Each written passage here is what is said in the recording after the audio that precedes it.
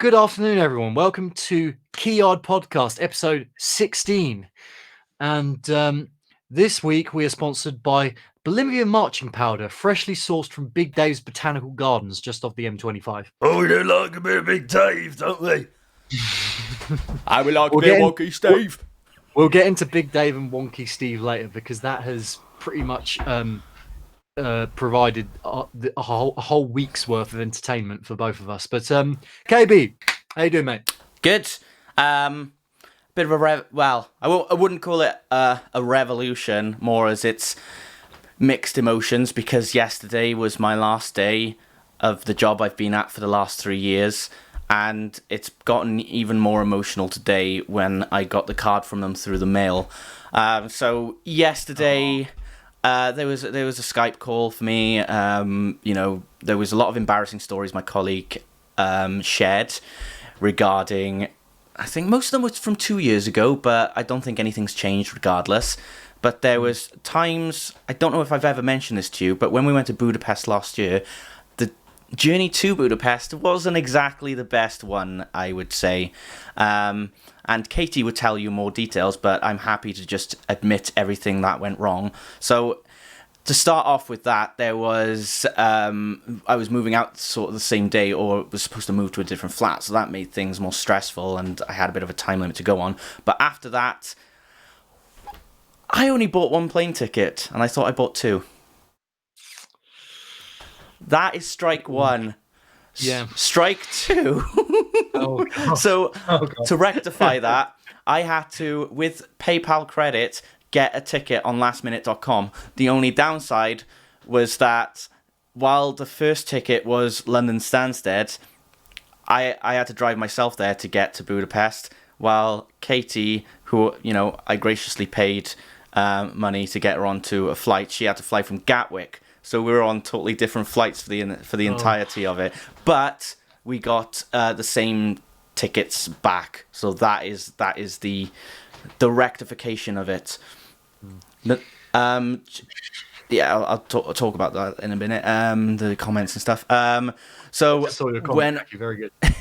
But the morning that I was about to leave, there was a bit of a mishap, because the friends who we stayed at, they have a front door that locks from the outside. You can open it from the inside, but you can lock from the outside. So This is a mate you're staying with in Budapest. no, this was a mate that we were staying before we went to Budapest. Before we went. Yeah, Budapest, because they were okay. closer Right. to the airport. So Right. 6 o'clock in the morning, Katie's helping me with put my luggage in my car, ready for me to go to Stansted, and me only being told once that the door is supposed to stay open, shut it, and we were both outside at 6 a.m. in the morning while Katie was in her pajamas. So I was like, "Oh, I'll stay." That's strike two. Then. That's strike two, and then it took about an hour for her to be let back in. She said, you got to go, you'll miss your flight. I was like, no, I'm staying here to help you, and I'm not leaving you out by yourself. Just wait in the car, stay in the car until they come out. She was like, no, just go. I was like, okay. So that story was on the talk yesterday. And my line manager said, you're so lucky that you've got a forgiving girlfriend, because honestly, if it was any other story, I think I would have given you an absolute bollocking. And I was like, Kate is clearly a keeper after putting up with you for all of that. yeah, Mike Doc's saying, I'm already thinking you don't let KB arrange any trip. That No. is fully possible. I'm responsible for my own ticket for download. I'm not responsible for anybody else's. Trust me, you do not want me responsible for things. And I don't think I've ever been with you on any excursions though, really, because we make our own ways to download. Yeah, every time we go. So none of us are responsible for each other. But the weirdest thing is like, before that, Katie did get, I think it was tickets to Budapest, but she got tickets for the wrong month. She got them it was supposed to be July, but she booked tickets for June. So that was money just wasted out the window, and it was with this Airways or something like that, this Budapest airline. And to get our tickets back, you know what airlines are like, they like to dig a massive scab in you to get your money back. Oh yes, the Streamlabs is working now. Finally, I can't believe that wasn't working last night. So that was one of the stories. A bit of a long-winded one, but thank you for bearing with. That was pretty. I mean, you put it through the ringer, mate. I've got to say. Yeah. With that. And we're still together, and we've that was before we were even living together, to be honest. The other story was how I fell for a lot of pranks in the work business. So do you usually get newsletters through your emails? What, like work newsletters? Yeah, like they're all nicely photoshopped and stuff like that, and it could be like advent calendar newsletters to say, "Oh, here is our nomination for this day. You get a free prize." Blah blah blah. Yeah, we kind of, yeah. Yeah. Kind of. So, hello, Greg. How's it going? Or which one is it? Wonky Steve or I don't know. We'll get on to Wonky Steve and Big Dave later. For now, focus on your your work story. Right. Otherwise, the whole thing will be derailed. Otherwise. Yeah, absolutely.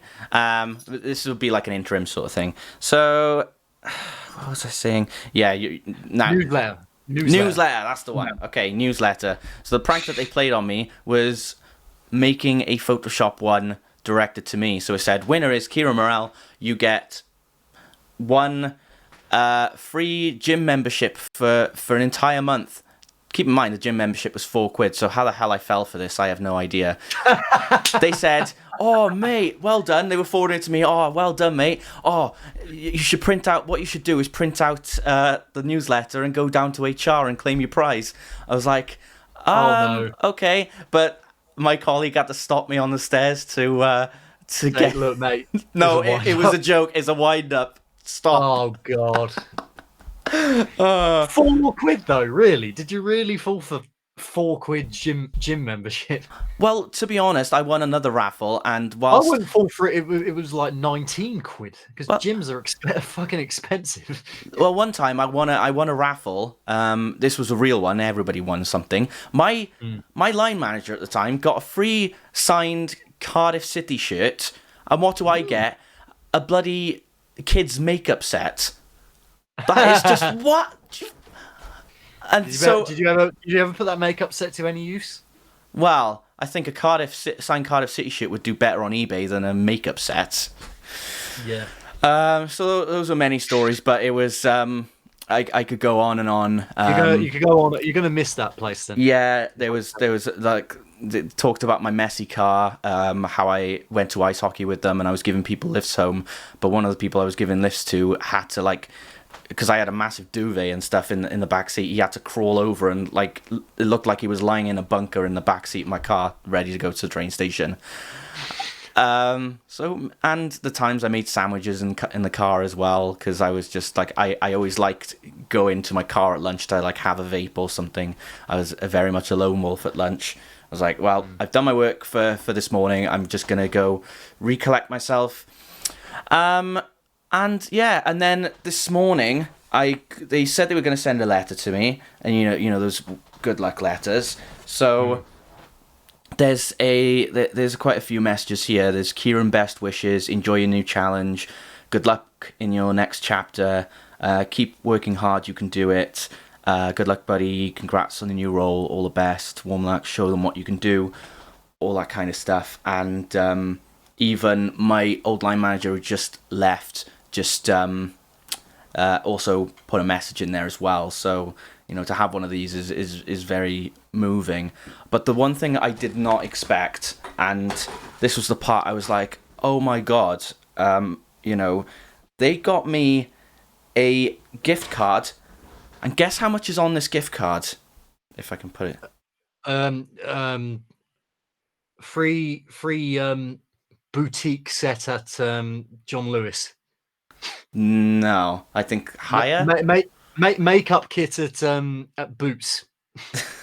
You're just listing stuff I'm gonna buy with this now. Yeah.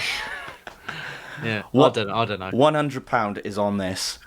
Ooh. I was like, oh my god.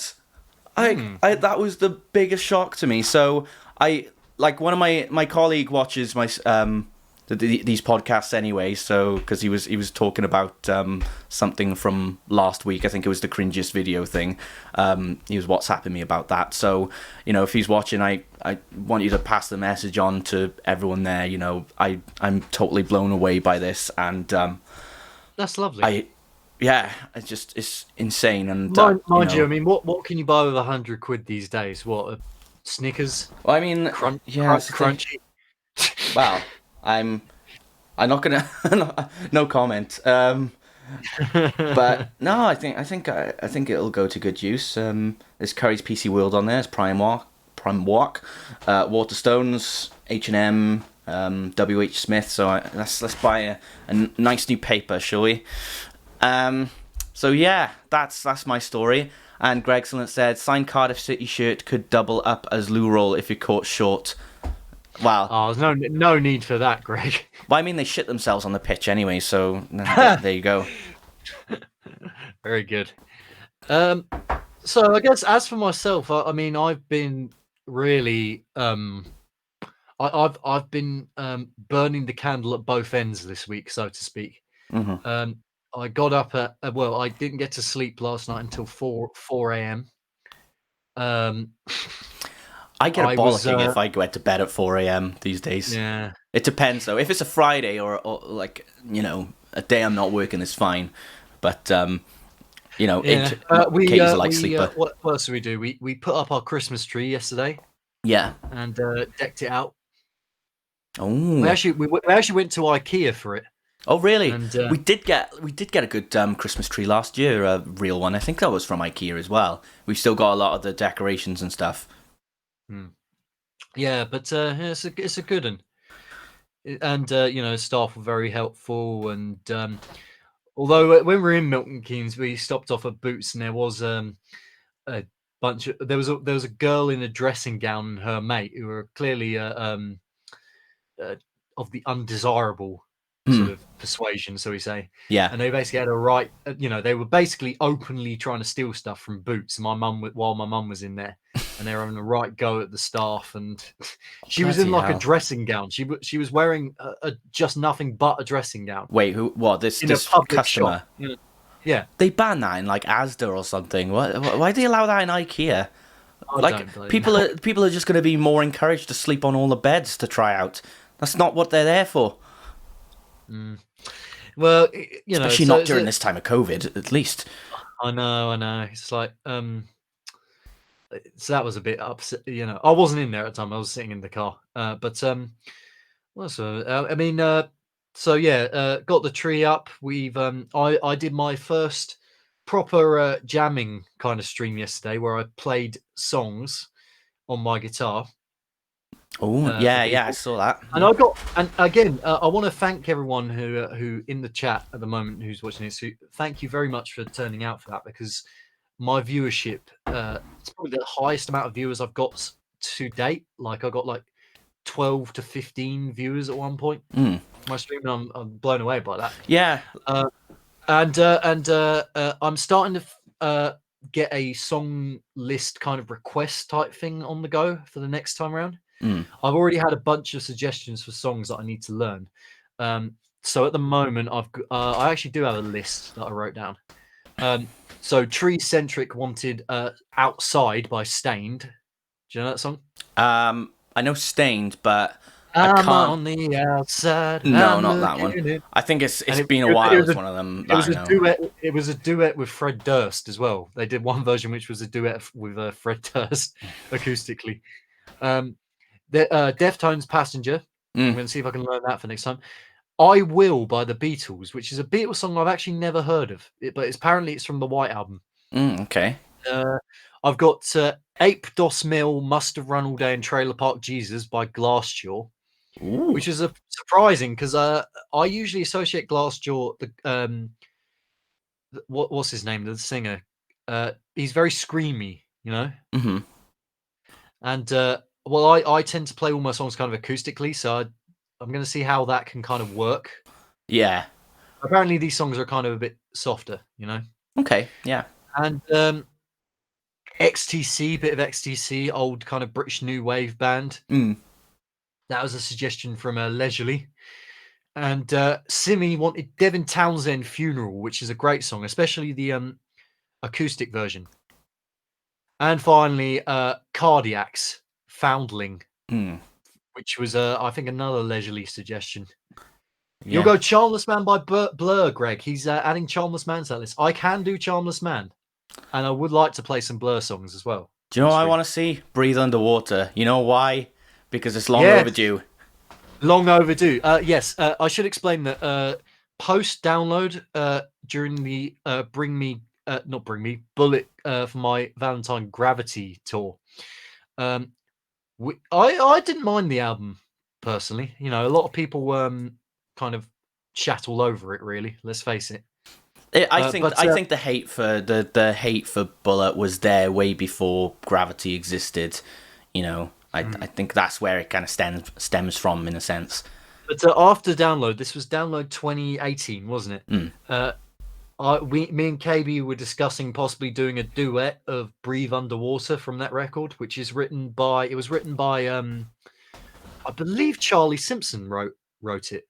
Okay. Busted, co-wrote it. Really? I'm not making this up. No, I'm not making this up. I believe they got, or it might have been Rob Caggiano from Anthrax, because I know. Give me 1 second. I'm gonna look it up. I'm just thinking, why is it their best songs co-written by other people? Like the best song for me off Temper Temper was "Dead to the World," and that was co-written by Chris Jericho. Temper had a best song on it. I mean, I've never listened to it myself. You know, the most decent song is a better yeah. No, way to that's put it. Rob Caggiano co-wrote "Letting You Go," which is probably my favorite track from Gravity. Yeah. And who else? Breathe Underwater was co-written by Charlie Simpson from Fight Star Bloody and hell. Busted fame. So there you go. Wow. So there's that. Do you want to talk about as well our new channel reward scheme? Because we've got our own, haven't we? Right. Well, so I over the past week I've also been kind of optimizing my channel for Twitch in a sense. So my channel point redeems are now officially called Golden Horns, which is a nod back to that song that we reacted to. What was the name of the band again? It was Leaves Eyes. Because that's it. In our reaction, it was. I think the song was called Golden Horns or Golden Horn, and Rob just said, out of randomness, I had a golden horn once. I had a golden horn once. And then my response was, did you piss yourself? And then it just became like we were trying to like, you know, just it gives this band some exposure, but all we were doing was making childish jokes. So so Golden Horns. I've also been I also have got my new emotes out. So next time I broadcast, you can take advantage of if you're a tier 1 subscriber, it's it's me, it's the emote that you can actually see above my head in the overlay, but with cheers above it. So and and to talk about mine as well. So mine just got approved just like last minute last night, so they weren't there when I was doing my stream yesterday. But in order, if you see in the chat, these are my emojis. So What a Goof, Keegar, and Concerned. So the What a Goof one, the first one, is just general facial reactions. That's tier 1. Gen 2. Okay. Tier 2. Tier 2. Do your remotes gent, KB? Jet. That one might. Look at him. He's fucking metal as fuck. Keegar is like that. This theme of tier 2 is like faces on different fictional characters and things. And the tier 3 is the most embarrassing pictures of mine. So if you want to see the most embarrassing pictures or want to use them, then you got to pay the big bucks. Yeah, and can we point out that is actually KB's real hair? He's not just photoshopped that on that blonde fringe on the top of his head. Apparently, he did actually have hair like that once. Yep. Once upon a time. But anyway, as for my tier 2 and tier 3 emotes, so like I said, the tier 1 emote is me holding that beer as you can see in the overlay, and cheers above it. Tier 2 emote, if you want to subscribe at Tier 2, no obligation to whatsoever, of course, is a pog face of mine, which I will also put in the chat. Just bear with me. Here we go. So that's my pog face. And Looks like Oliver Twister's just gone up to you and said, "Please, sir, I want some more, gent." What? Yeah. And Tier 3 is what I like to call Rob V93 Tune, CHOON, and it's a cartoon version of me doing the double horns pose, which I actually made up accidentally because all throughout this week I've been trying to make up emotes and things using basically the Mac equivalent of Microsoft Paint. So like a free kind of software where you can draw and create things. And I created this emote entirely by accident when I wanted to do the same thing I did with the cheers emote, have that, and then have an actual photo of me doing the double horns, which is what this is based off, and then put massive tune above the head. But I tried to put the gradient layer behind it, and what it actually did was it grafted the gradient layer on top of the actual picture and made it like so. I was like, it was kind of one of those happy accidents, as Bob Ross would say. Yeah. And so I kind of built the rest of it around it. I made myself a little beer bottle there that says RV. You can't see it because it's really small.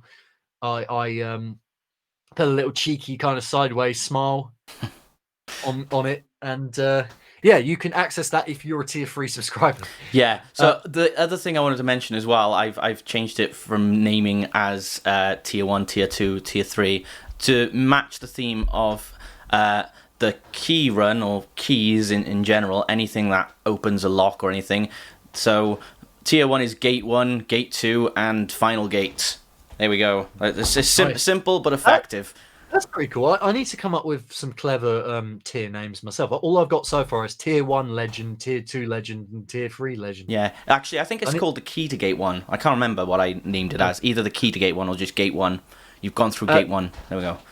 But we got Greg saying with your last one, your last emote, you look like a cursed version of Harry / Rotashaw in that third one. That's probably because I have smoked the devil's lettuce.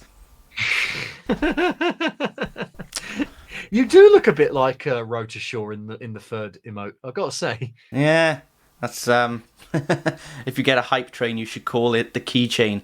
Yes. I wonder... Oh, just all those all in one. Greg is on fire this week. I tell you, we'll get on. I don't think he's just on fire this week. I think he's just always on fire. No, but mate, we'll get on to Greg's creations, shall we, in a bit. But that got me thinking actually. So you're Rotashaw. What if I was a member of the Sidemen? Which one would I be? I think would it be? I've got Zerka in my head. I don't know. You're definitely not KSI, because you don't laugh after every single thing. Yeah. I wouldn't say I wouldn't class you as a mini minter. What about Bazinga? Possibly, yeah. Actually, Bazinga. Because I used to be quite fat, and now I'm a little bit skinnier. Possibly. So... I think Zerk is he like the brainiest out of them? I can't remember Zerk. I only watch like the highlights and things when they're doing Sidemen Tinder and things like that. Yeah. So I haven't watched the Sidemen in years, to be honest. I don't even know who's still really in it. Yeah. I know Mini Minter is on Twitch himself, but obviously, and I haven't seen it. I mean, that was one of those things I was binge watching when I didn't have a job, you know. Yeah, I suppose. But I watch it when I do have a job, while I'm doing the job. Yeah, that's true. What else have I been doing on my channel? I've added a text to speech function. I've done the same for mine as well a while ago, but I don't know if it works. So if anybody wants to test it out, go right ahead. It would be wonderful. Doing what? A cheers to speech function? I think so. Can you see it on mine? It's in the panels. What? Cheers to say it on mine? Yeah. It's in the panels. What? Cheers to. Sorry. You echoed back on yourself. Yeah. Yeah, well, I've set up one myself. So for 300 bits, you'll be able to play. You'll be able to play your comment next to your cheer out loud on stream, on my stream anyway. Which brings me to. So this week as well, we've discovered that we've made. Well, I say we. Our very own Gregcellent has come up with 2 astounding comic creations, 2 or 3, I should say, and this all stemmed from Mike Leon Shreds' stream. And Mike Leon Shreds is on Twitch. He's the bass player for Soulfly. He's the bass player for Cavalera Conspiracy. He has his own. He used to be the bass player for Havoc, and now he's in his own band playing bass, which is called The Absence. And he set up a. I've been playing Among Us and stuff with him, and he's a good lad. He also had a chat to speech function, or cheer to speech function, if you will. And this precipitated possibly one of the highlights of my entire time on Twitch, which was the creation of Wonky Steve, Big Dave, and who's the other one, Greg? Essentially, they're 3 Cockney Spiv kind of characters that we've come up with. Unfortunately, Mike Messhead Tony, that's it. Unfortunately, Mike disabled the clips in his chat, right? And for DMCA reasons, I suspect, and he's deleted the VODs. But last night I had a go, and I managed to what are you doing? It keeps on playing shit, and I'm trying to mute it. Sorry. Carry on. You're going all twitchy. He keeps. I've lost my trail of thought now. Sorry. No, that's all right. He on hype trains basically is the thing I was getting to.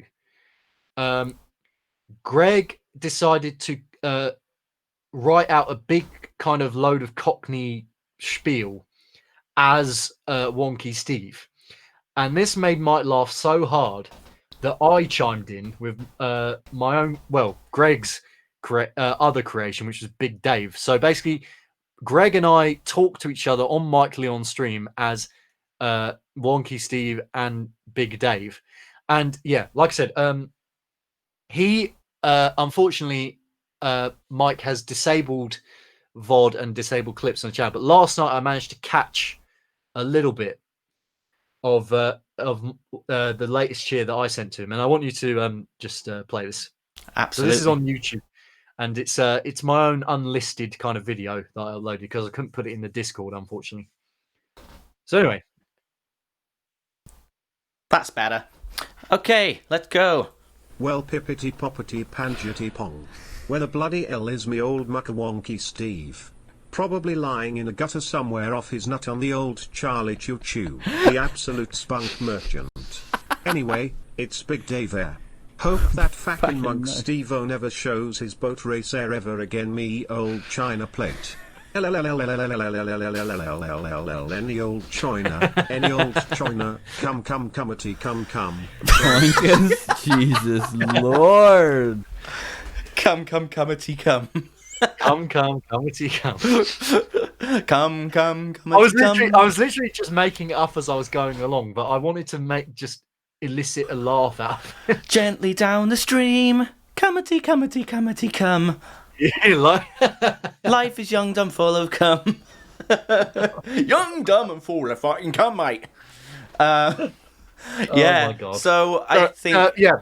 So I think the next point of call, right? So that is where it kind of started out, right? You get the idea. We were all going back and forth, talking to each other in that automated voice as like 2 Cockney spivs, and this then kind of became a full-blown. It transcended streams, and on KB's Jackbox stream that we were on the other day, Greg decided to do a presentation as Wonky Steve. So take it away, Ernie. Hello, everyone. I am not Gregson. I'm Wonky Steve. Hey. Here we Ignore go. my critics. They're totally wrong about me hiding stash of Bolivian marching powder. And I'll tell you for why. I did not, for the benefit of the tape guff, honest, I did not shove it up the rectum of a big tortoise. It's Jojo Part 5. Oh, jeez.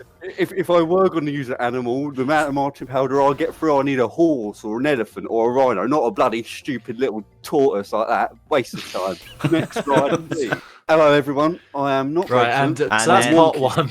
Part And two. now here's part two. Part two is not for the faintest of hearts for No, a little bit of it. I apologise to everyone basically for this bit, but there we go. It's just a mention of one name, but I digress.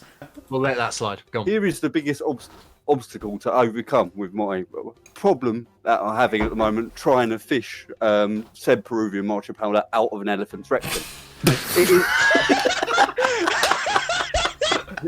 It is the prosperous monkey from the island of Borneo. Jackie, your laugh at this always gets me. This is what happens when you spend too many nights out with Daniela Westbrook. You end up. I love that. You end up in a dodgy little den. Hang on. Yeah, with half a Peru up your nose. All of this points to one essential truth, which is next slide. Take ease instead. Ease are better for you. I gotta say, right. So that is the game on Jackbox where you have to do a presentation on a topic that someone else has come up for you. Yeah. Right? And you and a random other person have to work in tandem to deliver this presentation. And you have one person who's actually doing the speech and the second person providing the pictures. Lurk 182 from OSW Reviews Discord, who we got in for this, he played an absolute blinder with those pictures, I gotta say. It was just a second one. It was just like the weird nose monkey. It was just it just set it up for From the even more island disaster. of Borneo. The island of Borneo. I just don't know where that where you came up with that. Just right there. Just I mean, outstanding, Greg. So, watch out is all I can say, because you could potentially have Wonky Steve, Big Dave, and Messhead Tony in a stream in the near future near you. Yeah. So Agony I think Albert, shall we wrap it up there? For, Yeah, I'll Wonky just Steve say and Big- Agony Albert's just going to stand in the corner and wait for all of it to blow over, to be honest. Yeah, Obviously. Michael Caine. Oh no, is that Michael Caine or Harry Caine? Kind of a mixture of both. Yeah, they're supposed to blow the bloody doors off, obviously. Right. Well, I suppose if you're doing your Harry Kane impression, I suppose we could get on to the main news of this weekend. As much as I don't really want to cover this, we're going to have to cover the North London derby. scared, are you, Rob? Scared. Yes. It's not been a very good season so far for Arsenal. Let's put it that way. We lie in 14th position. Our midfield is about as useful as Big Dave and Wonky Steve on a night out trying to offer people Bolivian marching powder. And like we just have no confidence from front to back. You just got one person going, "Oh, mate, London's red." No, mate, it's Blue?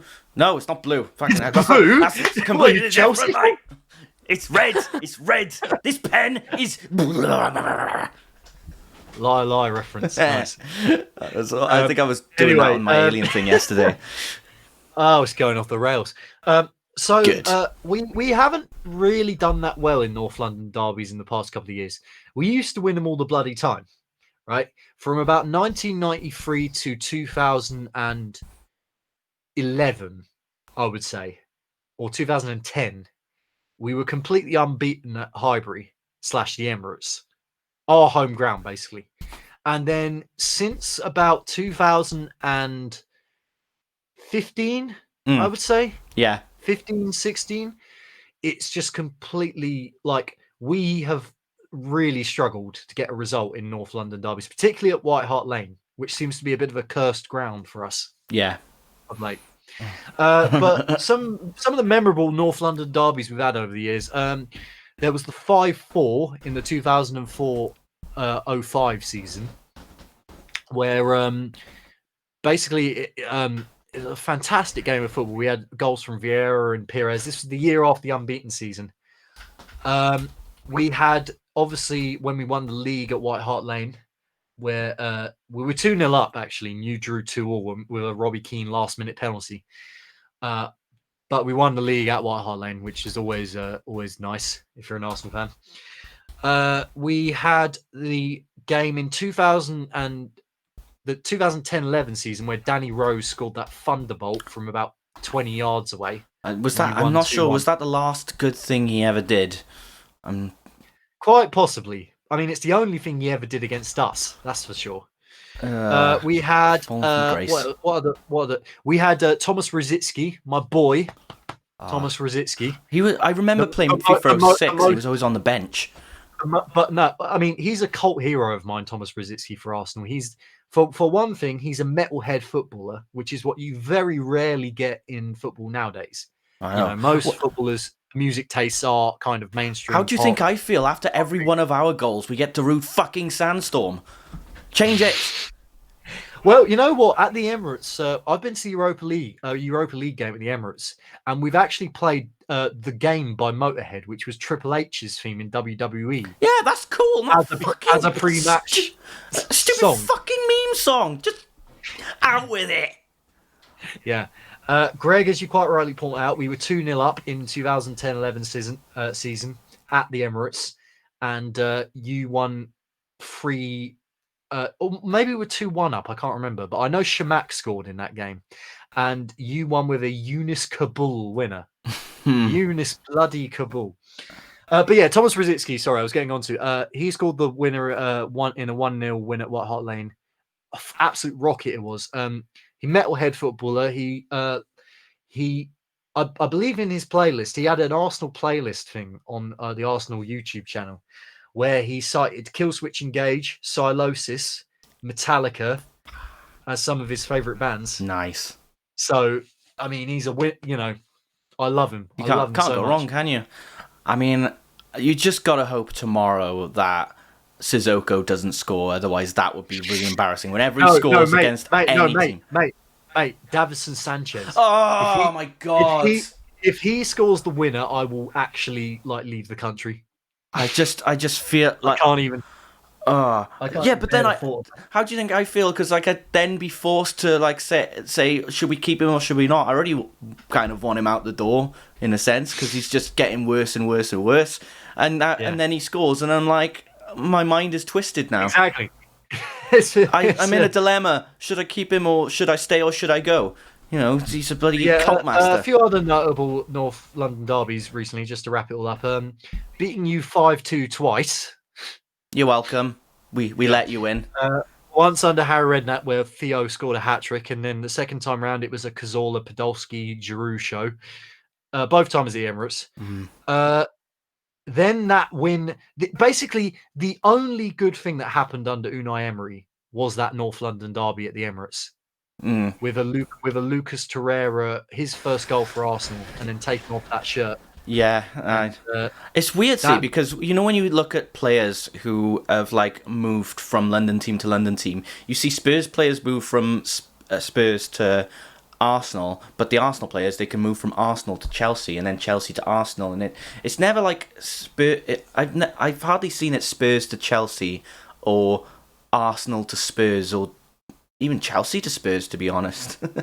Yeah, Arsenal to Spurs is the only one that comes to mind is Gallas, but I think he might have moved somewhere else before he went to Tottenham. Yeah, but I think Greg was saying Davinson Sanchez, and he's stringing up, take him off for Milan Skriniar.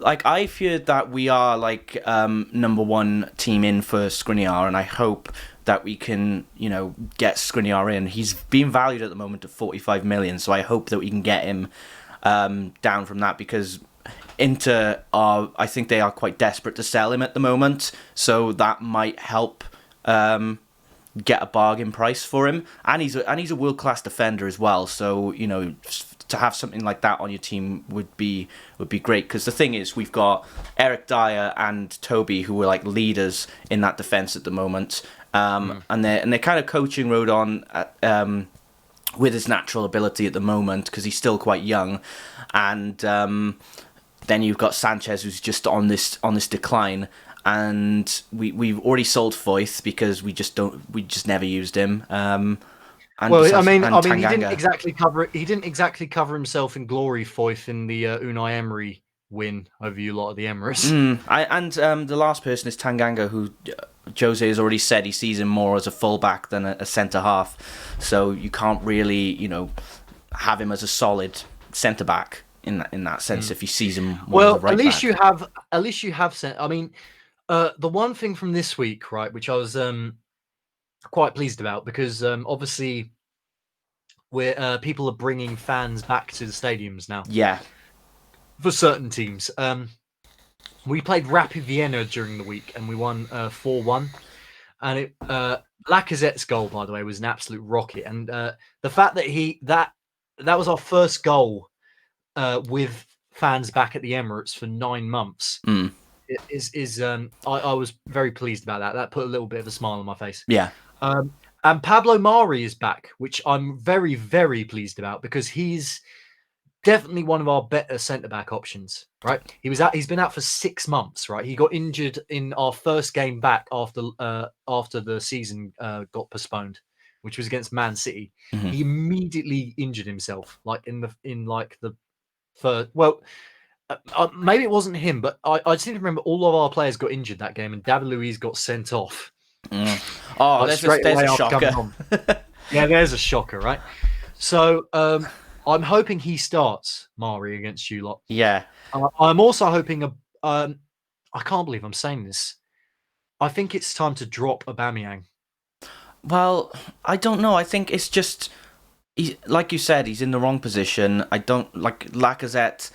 They should get someone in to fill that left winger spot and put Aubameyang back in that striker position because he's just not. He's a big powerful guy and he can get into the box and he can win headers and stuff. And I think in that, from what I see in that left midfield or left winger position, he can't exactly do those extra things.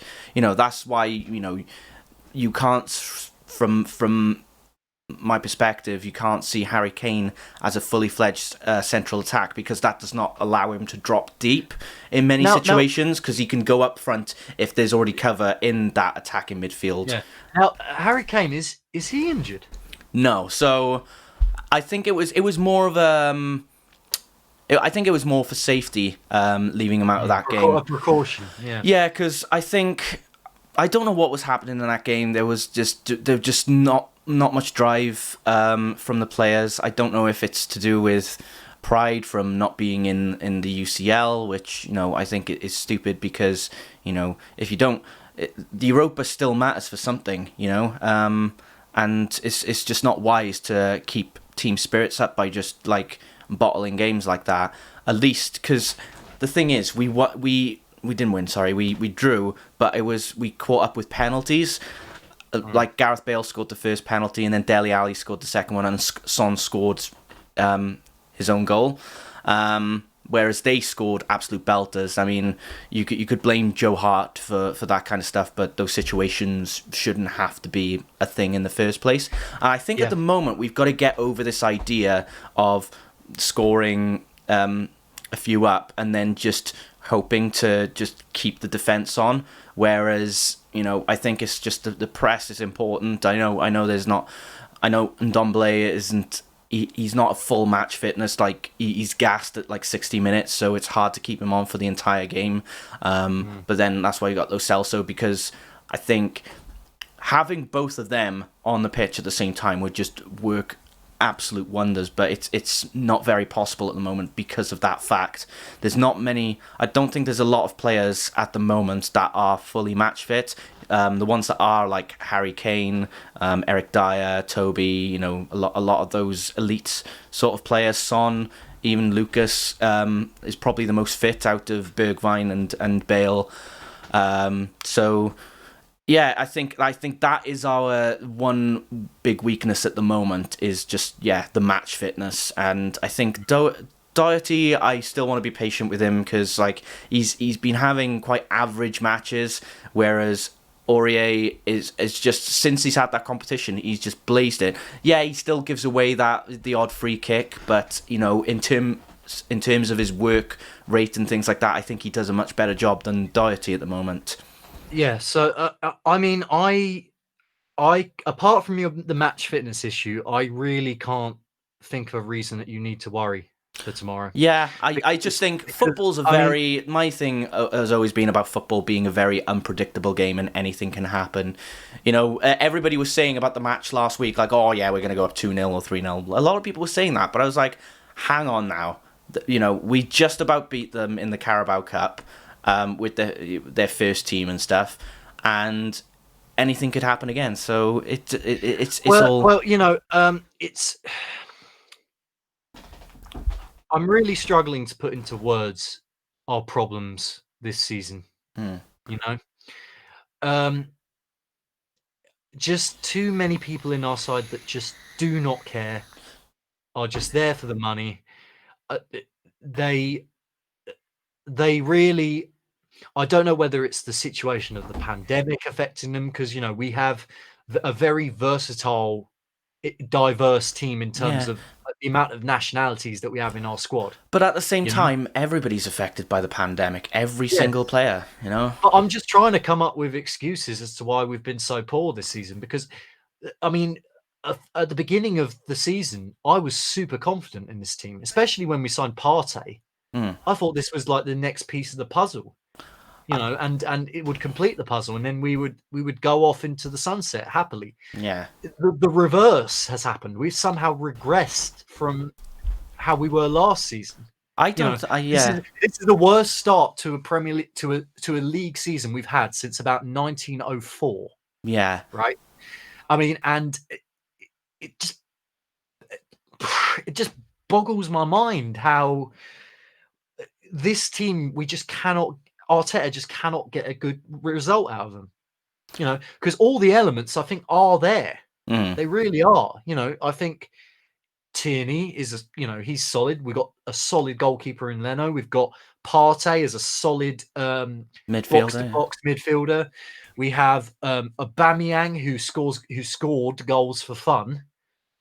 And for whatever reason, it's just not happening for us. And even like Willian, when he was at Chelsea, even when he's like 33. He showed promise at the very beginning, and now I don't want him anywhere near the first team squad. I can see what you mean. Yeah, it just there's no words sometimes really for how embarrassing we are. But I just like seeing how well Pepe did in the. It was Serie A, wasn't it? He was at before he joined you guys. No, it was Ligue 1. He was at Lille. Oh right. But seeing how he was at there, showing promise there, and then comes to Arsenal, and then damn, I think he had his season, right? He had his season to embed in the team and develop and get the most out of himself. Now the novelty is very, very much wearing off with him, and really, I would probably sell him. If we can't get anything out of him at this stage, then I don't think we can get anything out of him. If that makes sense. I think, so far, I think our transfers, I think they've been promising. We've looked at what they've done previously and said, oh, can they fit into this current team? Can they fill the gaps? Højbjerg has definitely done that. I think he's probably been the best transfer that we've made. I think for the difference of swapping him with Walker Peters, he's been just insane. Like for spending 3 million on him is just wow. What he has done so far is absolutely gold. He's like such a key player now. Who else?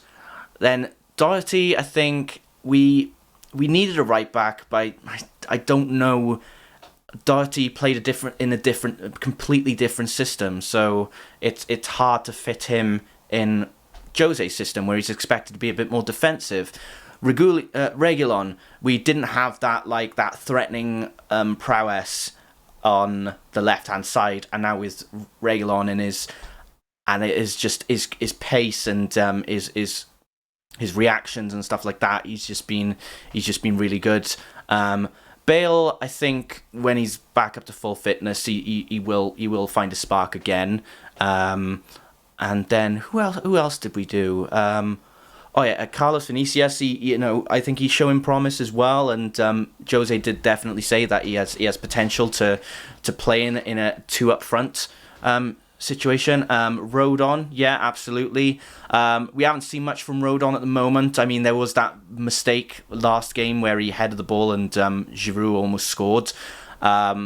Yeah, but I don't think it excuses the fact that he made it. He helped provide a clean sheet in that game as well. So speaking of Giroud, he scored 4 goals for Chelsea. Yeah, becoming the oldest goal scorer in Champions League to score 4 goals ever or something like that in one game.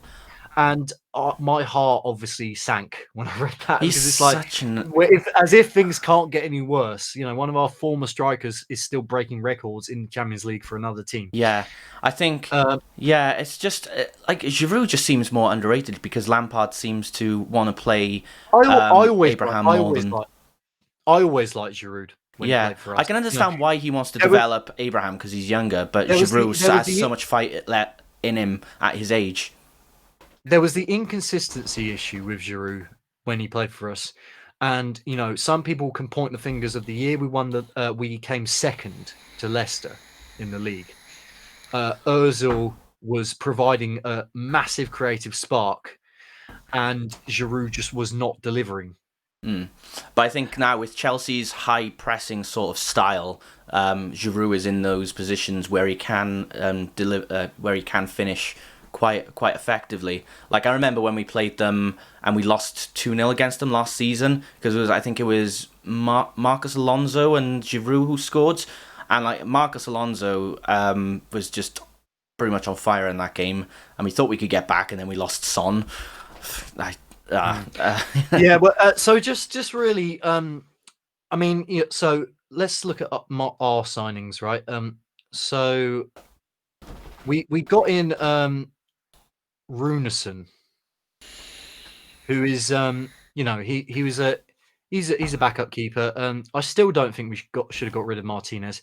We brought in Gabriel from Lille, who he's still adapting really at the end of the day, and he it's a bit much to throw him in at the deep end, really. Same as I'm just trying to make excuses for these players because I cannot fathom why this team is not gelling with each other, and I don't know why Arteta has almost reverted back to Emery ball, the negative approach to all of our games. It's almost as if we're frightened somehow to play creative, free-flowing, attacking football. It sounds like you're trying to drop back deep and then provide the counter attack. Yeah, but then without that creativity in the midfield, that can't happen.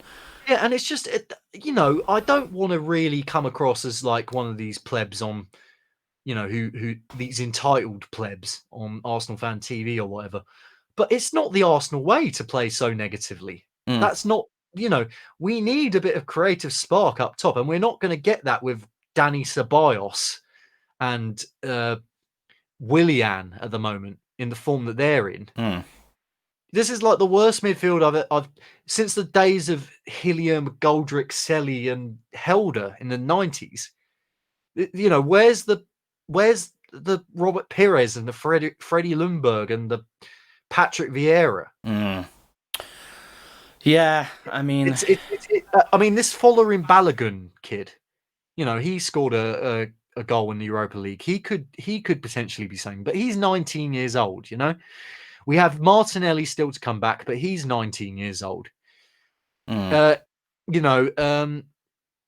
Eddie, he's kind of still inconsistent in front of goal. I know he scored the other night, and he's clearly getting there, right? I don't even know. Speechless now. I honestly, I dread to think what the score is going to be tomorrow. Well, I we'll could see, I but- could see you absolutely. I don't even want to say it.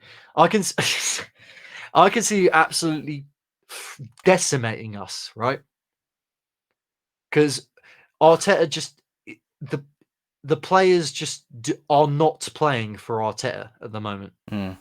Well, and yeah. and Arteta seemingly inherited a kind of mishmash bag of mercenaries, some of which were brought in during Arsene Wenger's tenure, and grew up in that system, and some of which kind of played Emery ball as their first experience of Arsenal, and it's just not galvanizing.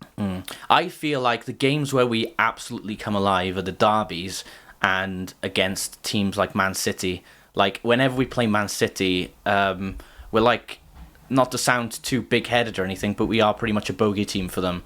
Like, with the last few results, because it's been 2-0, 2-0, draw, 2-all draw. So yeah, I don't think the last time they beat us was in the 2018-19 season, 1-0, and in the Champions League, but we still got through from that because of the away goal rule. So there's that. So like I said, we'll see what happens tomorrow. Let's have more light-hearted stuff for now, and then I just want just to wrap it up, right? Mhm. A statement needs to happen. Oh, very, absolutely. very soon, Yeah. right? From us. Yeah. Whether it be from the board and deciding they can no longer have Arteta at the helm and getting someone with real experience in who can galvanize the team and just get us playing nice, free-flowing, attacking, passing football again. Yeah. Or Arteta smacks everyone upside the head in the team and just goes, wake up, play for me, do what I want you to do. Yeah, because I think, you've got to hand it to teams. Otherwise, I am very much dreading the rest of this season. I mean, the teams I'm most proud of besides Spurs at the moment are probably like Liverpool and Southampton, because Southampton didn't have the best start, but look at how they've played since then. The beating they gave to Everton and that kind of stuff. And Liverpool, with the amount of injuries they got, and they're still high in the league, still drawn points with us, and they're still able to pull wins and draws out of the bag. It's good on them for that. So that's pretty much what I'll say about it. Greg, Greg says what you really want is for us to pepper you 5-0 so you get a new manager. I mean, if if it comes down to that, and it means that some of our players can fucking wake up and smell the coffee, then I'm perfectly content with that. All right. Well, we'll leave it at there because we've gotten into it quite a bit, and there's some more interesting stuff to go on. So I'll cover the next one, because the one after that, Spotify Wrapped, can mold in to then listen to this, because this one I think because it's more of my field, Pokemon and stuff, that I can shed a bit of light on it. And I don't know. Hang on a sec. Can you not? It's gone blurry or whatever. So, Uri Geller. Now, I don't know how many people are familiar with Uri Geller. He basically is... he bends spoons for a living. Yeah, so... Using his mind, supposedly. So this is Uri Geller. So, as you can see from the title, Uri Geller is ending his ban on Kadabra Pokemon cards. So, basically, Kadabra is a Pokemon based on...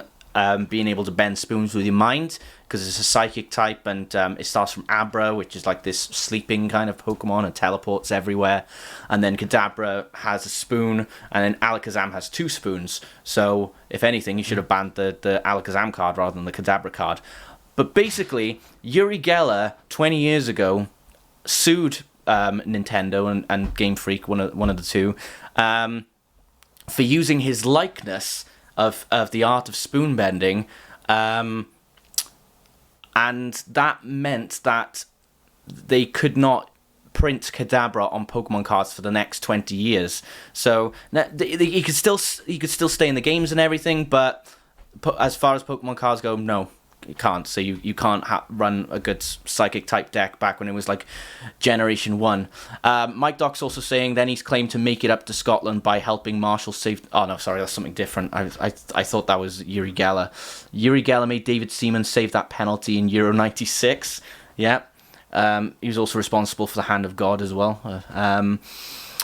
Right, so what he said is that I am truly sorry for what I did 20 years ago. Kids and grown-ups, I am releasing the ban. It's now all up to Nintendo to bring my Kadabra hashtag Pokemon card back. It will probably be one of the rarest cards now. Yeah, a bit of a backhanded thing there. It'll be one of the rarest cards now. Hooray, I'm giving money to people on eBay. Much energy and love to all. And then here's a link to my website. Fun times. So this essentially did spark mixed debates on Twitter, but mostly negative towards Uri Geller, because people are like, well, you should have done that at the time when, you called the bullshit lawsuit and things like that.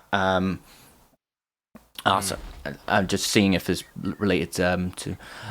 But it is like in the lore of Pokemon. I mean, I've already made a video on... fascinating Pokemon inspirations, and Kadabra, as you can see there, his Japanese name is Young Gellar, which they believe is like a... I did not ask to... Is that like Uri Geller's rapper alter ego? Something like that. It's supposed to be... I think it's supposed to be a corruption of Uri Geller, but I don't know. It could be loosely... Him and Young Blood will be co-headlining a tour together. Yeah, I think... Young Gellar. To be honest, though, if like it just, I don't know if it seemed like a publicity stunt at the time. I can't exactly remember why it even kicked off. Was it a matter of pride? Because if I was spoon bending and Pokemon used my likeness, I would be quite flattered. And I think doing something like suing them would, yeah, maybe I'd get a lot of money off of it, but it would ruin my credibility wholeheartedly. Well, the thing I know most about Uri Geller is, as Greg quite rightly pointed out in the chat, supposedly when England played Scotland in Euro 96, Uri Geller, basically Scotland got a penalty conceded by Tony Adams at Wembley, and Gary McAllister was going to take the penalty. And supposedly at that very moment, Uri Geller was in his helicopter above Wembley Stadium, and he was forcing the ball to move off the penalty spot with his mind. Oh my god. This guy is just so full of shit. Like you see him in any interview and the stuff that he's claimed to do, and how he can still fool people, I have no clue. Like, I'm just reading the comments here. Imagine equating your likeness with a spoon trick and seeking attention that you're doing the right thing 20 years later. This is just sad. I mean, the fact that, he's still passing off his idea of spoon bending and then trying to do the right thing 20 years later, well, he's still kind of deluded in a sense. So that's my take on it. What a complete douche. How can you ban a fucking gaming card and now decide to lift the ban? I mean, it's not... I don't think it's a very better late from never situation. It'd be funny if any produced cards would be ultra rare, yet still worth nothing.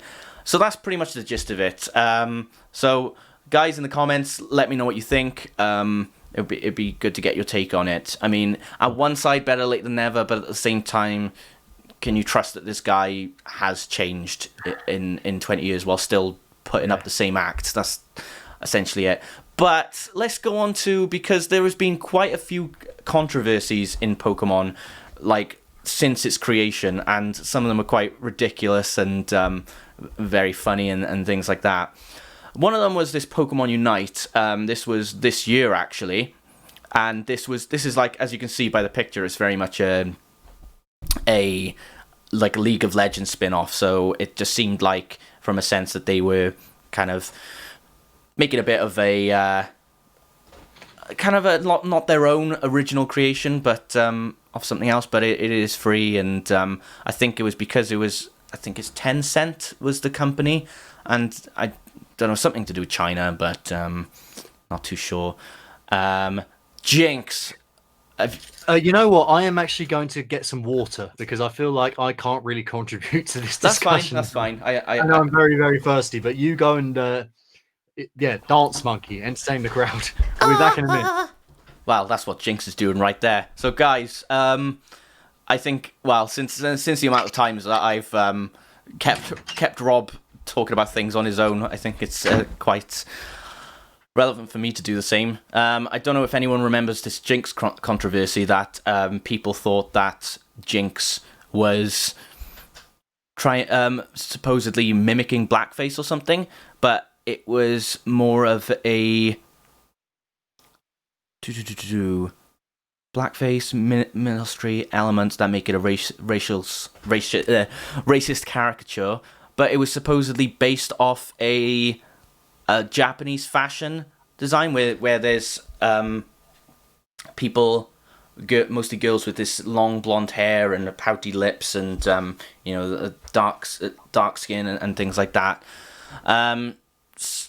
So I'm not entirely sure in terms of, if that is the original idea that it's trying to be based off. But then a lot of people were saying as well that the Zwarte Piet thing from, I think it was the Netherlands, was part of the inspiration as well. Those elves or Santa's helpers that also dressed in blackface and that kind of thing, which in itself people argue is very much a So I'm just trying to make out. I don't know. What do you think? This is one of those things, isn't it? Let me see if I can get a picture up of. Well, no, I won't get a picture up of Zwarte Piet, but it was. No, it was like Santa's slaves or something along those lines. If you go to my video on my YouTube of fascinating Pokemon inspirations from Gen 1, you'll see an entire section where I talk about it. The Porygon episode. Okay, this I know more about. And Jackie, it's a Japanese subculture where they slap a shit ton of fake time with white eyeliner and white lipstick and Lolita clothing. Or tan, yeah. So, yeah, that's pretty much the gist. So, if they were going for that, fair enough. If they're going for Zwarte Piet, best to steer clear of that sort of stuff. Porygon episode. So, the controversy around this was that, and this is why there is no Pokemon episode with Porygon in it after this episode, because 685 kids across Japan got seizures after this episode. There was a lot of strobe lighting when Pikachu used a electric move, and it caused red and blue lights to repeatedly flash, and that gave the kids seizures, which is funny because Porygon was the main thing blamed on that, yet Pikachu was the one who caused that, but Pikachu is like still the main mascot, and he's almost every single episode, so that sort of thing doesn't make sense to me. Dexit, that was something to do with the Pokemon Pokedex being hello. So this one, do you remember this, Rob? The Porygon episode where 685 children in Japan got seizures after watching this because Pikachu used a Thunderbolt animation, and it caused high contrasting red and blue lights to repeatedly flash on the screen. I remember the parody they did in that Simpsons episode of it. Yeah. Where the Simpsons went to Japan. Yeah. And, they were all having seizures on the floor. It's like, whoa, this is Japanese cartoon that gives you seizures. And it was, I think it was based off this. So yeah. So there's that. Dexit, that's more of like a thing that just annoyed core Pokemon fans, where a lot of Pokemon in the new game had been omitted because I think they said that they're trying to improve on animations and stuff, and they can't do that if they're going to try and create every single Pokemon. But people found when looking at the game that they had the same animations from previous games, so it just didn't really add up. And then they charged people more money for the DLC and things like that. Lenora's design, really? I'm just going to skip that one because that's bloody stupid. You probably know what I'm talking about. Looking just face first at that. Why should that be controversial in any idea? Burger King Pokemon toys. Okay, this one I haven't really seen much about. But it says a promotional tie-in between Burger King and Pokemon led to an unfortunate tragedy back in 1999 with a plastic Pokeball toy leading to the suffocation of a 13-month-old child in their crib. Each meal came with a plastic ball containing a Pokemon figurine. This is why not only have you got choking hazard warnings on toys now, but if you got a Happy Meal or something like that, you can't have something as small as that to give to even a 13-month-old child. That's why it's 3+, because toddlers are just not going to pay attention to reading that. Satanism claims. Oh yes, my favourite. You what? What for Pokemon? So there's been many claims that fundamentalist Christian groups that Pokemon promotes Satanism and the devil, smoking on the devil's lettuce, especially during its years of popularity, because of the scientific theory of evolution. There was even one where Alakazam looked like it had, the Satan star as its facial shape as well. That was part of it. And Giratina, Pokemon in Gen 4, which represents Satan because it was in a world that was described as hell, but at the same time, why should that matter? It's a bloody game. Pokemon Go, Des. Did you ever play Pokemon Go? Nope. Pokemon Go was very much... it's just a worldwide phenomenon, even with non-Pokemon fans. People would spend hours just walking around and catching Pokemon in real life. The thing that they had to put into the game to stop people dying or getting seriously injured was if it finds that you're going too fast, aka driving, then it will just disable the game. So I think at one time people would driving whilst they were playing it. People were also going on trespassing areas in order to capture a Pokemon. In about 2018, was it? No, earlier than that, like 2016. 2016, that was it. It was bloody everywhere in 2016. And I think the reason I stopped playing it was just because it just became very repetitive. I don't want to catch a Pidgey over and over again. I remember this. So the older games used to have gambling elements in them. Like I used to win loads of coins by just going on this fruit machine and getting the sevens. KB, when the fun stops, stop. It kept going. It kept going when it was in Pokemon. So that's absolutely. And there we go. Fascist imagery. Registeel. Outstanding. So if I'll have to get it up on Google Images because I remember this so much. Registeel had a certain pose in the game. There you go. Registeel sounds like you could be a porn star with that name. Reggie. Hi, I'm Registeel. So do you see the resemblance there? Okay. So they have to take that out because I think they were just trying to say, "I'm going to attack you." Hilarious. That's hilarious. Brilliant. Why did he have his hand up like that? I don't know. I think they were just trying to make it look like he was about to attack you or something. But look like he's about to write Mein Kampf or something. Yeah, just write it in blood on one of those claws. Oh god, that's funny. But yeah, there's been it is if Pokemon's not famous for its gameplay and stuff like that, it's definitely famous for its controversy. Registeel, yes, Jackie. Registeel. Outstanding. You guys are the masters of puns. Can I say? It's from all that time watching Mosh Talks, probably. Yeah. Anyway, very good list. Yeah. That's exhausted me now. So yeah, what have we got? Sorry, I did take the time to get some lunch as well. That's okay. There was one part where I just kind of choked on myself because I was trying to think of things and trying to recollect things, and I'm outraged. Oh, bloody jinx! Right then, what do we have left to cover? Let's do Spotify Wrapped, and then we'll get into the listen to this segment. How about that? Absolutely. So obviously, tis the season to find out what you've been listening to on Spotify. Yep. And KB, do you want to take it away with your one first? Maybe give a bit of context for each one as well. Yeah, absolutely. So, in terms of Spotify Wrapped, if you have Spotify, you would have seen it come up on yours as well. It's basically a list of your statistics for the entire year, the amount of songs you've listened to, genres, all that sexy stuff. But based on the fact that sometimes Katie does control my phone when I'm in the car for the Spotify playlist, it does kind of get a bit mixed. So to start it off, it will start out with this one, which says you've listened to 266 genres this year, including 58 new ones. So I wonder if that includes extreme metal with Anal Nathrak and maybe a bit more shoegaze from Rob's recommendations. That could possibly be a thing, but also you'll see how that is not only the case with another image that will come up.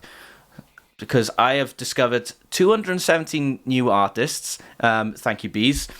And also thank you, Rob, for listening to this. And also thank you, the determination to make a top albums of the year list since January. So I'm happy about that. And I think I've backtracked as well. I've, putting Deftones on my playlist definitely contributed to that. So my top genres, and this is where I was like, really? Melodic metalcore has been my top number one genre, which I can see because I've listened to albums such as Bury Tomorrow and stuff around it. Trivium, I don't know if it counts as melodic metalcore in some aspects. Maybe Spotify does count it as that. But then you've got alternative metal. That might be like Deftones or something like that. Pop punk. Pop punk is the interesting one because you're not a pop punk guy at all. No, definitely not. I mean, maybe. Well, I wouldn't class Arctic Monkeys as that. Maybe it's Katie playing the Machine Gun Kelly album. That could be a possibility, but I don't think she's played it that much. Maybe it's gone through to because I listen to all the songs I've downloaded on a liked playlist, and she puts on daily mixes, but I don't do that because sometimes I'm more likely to skip a song on Daily Mix than I am to skip a song on liked songs because I really try to narrow that down. Yeah. Metal, as generic as ever, and metalcore, I mean, I didn't know you could get any different. No deathcore on there, interestingly, although I feel maybe Spotify, maybe you're not allowed to call your band deathcore. Why not? Because it has the word death in it. What, are they 4Kids? I don't know. That's the only reason why I would say, because you listen to a lot of deathcore, don't you? I do, yeah. I mean, so maybe that could be what metal is. Although last year we did have a few deathcore albums out, like Thy Art Is Murder and Fit for an Autopsy, and I was definitely listening to metal deathcore there. So maybe it's just because I've listened to those to death. Maybe I've just gone on to listen to other new albums, and those albums have happened to be from mostly the metalcore genre. So that could be a thing. My most played song is Catastrophist by Trivium. It's a great song, to be fair. I mean, I was playing it non-stop when it first came out. I was playing it non-stop when the album came out, and I'm surprised it's not What the Dead Men Say, though. I thought I listened to that a lot more, but apparently not. The dead men say it's just between us. I can't help but sing. It's just a penis. Dead man's penis. Okay. Yeah. Not to be confused with Dead Man's Finger. Yes. My Catastrophist by Trivium. So my first stream. I don't want to know where that dead man's finger's gone, to be honest. Right. Where it ends up. Right in the bottle. Yeah.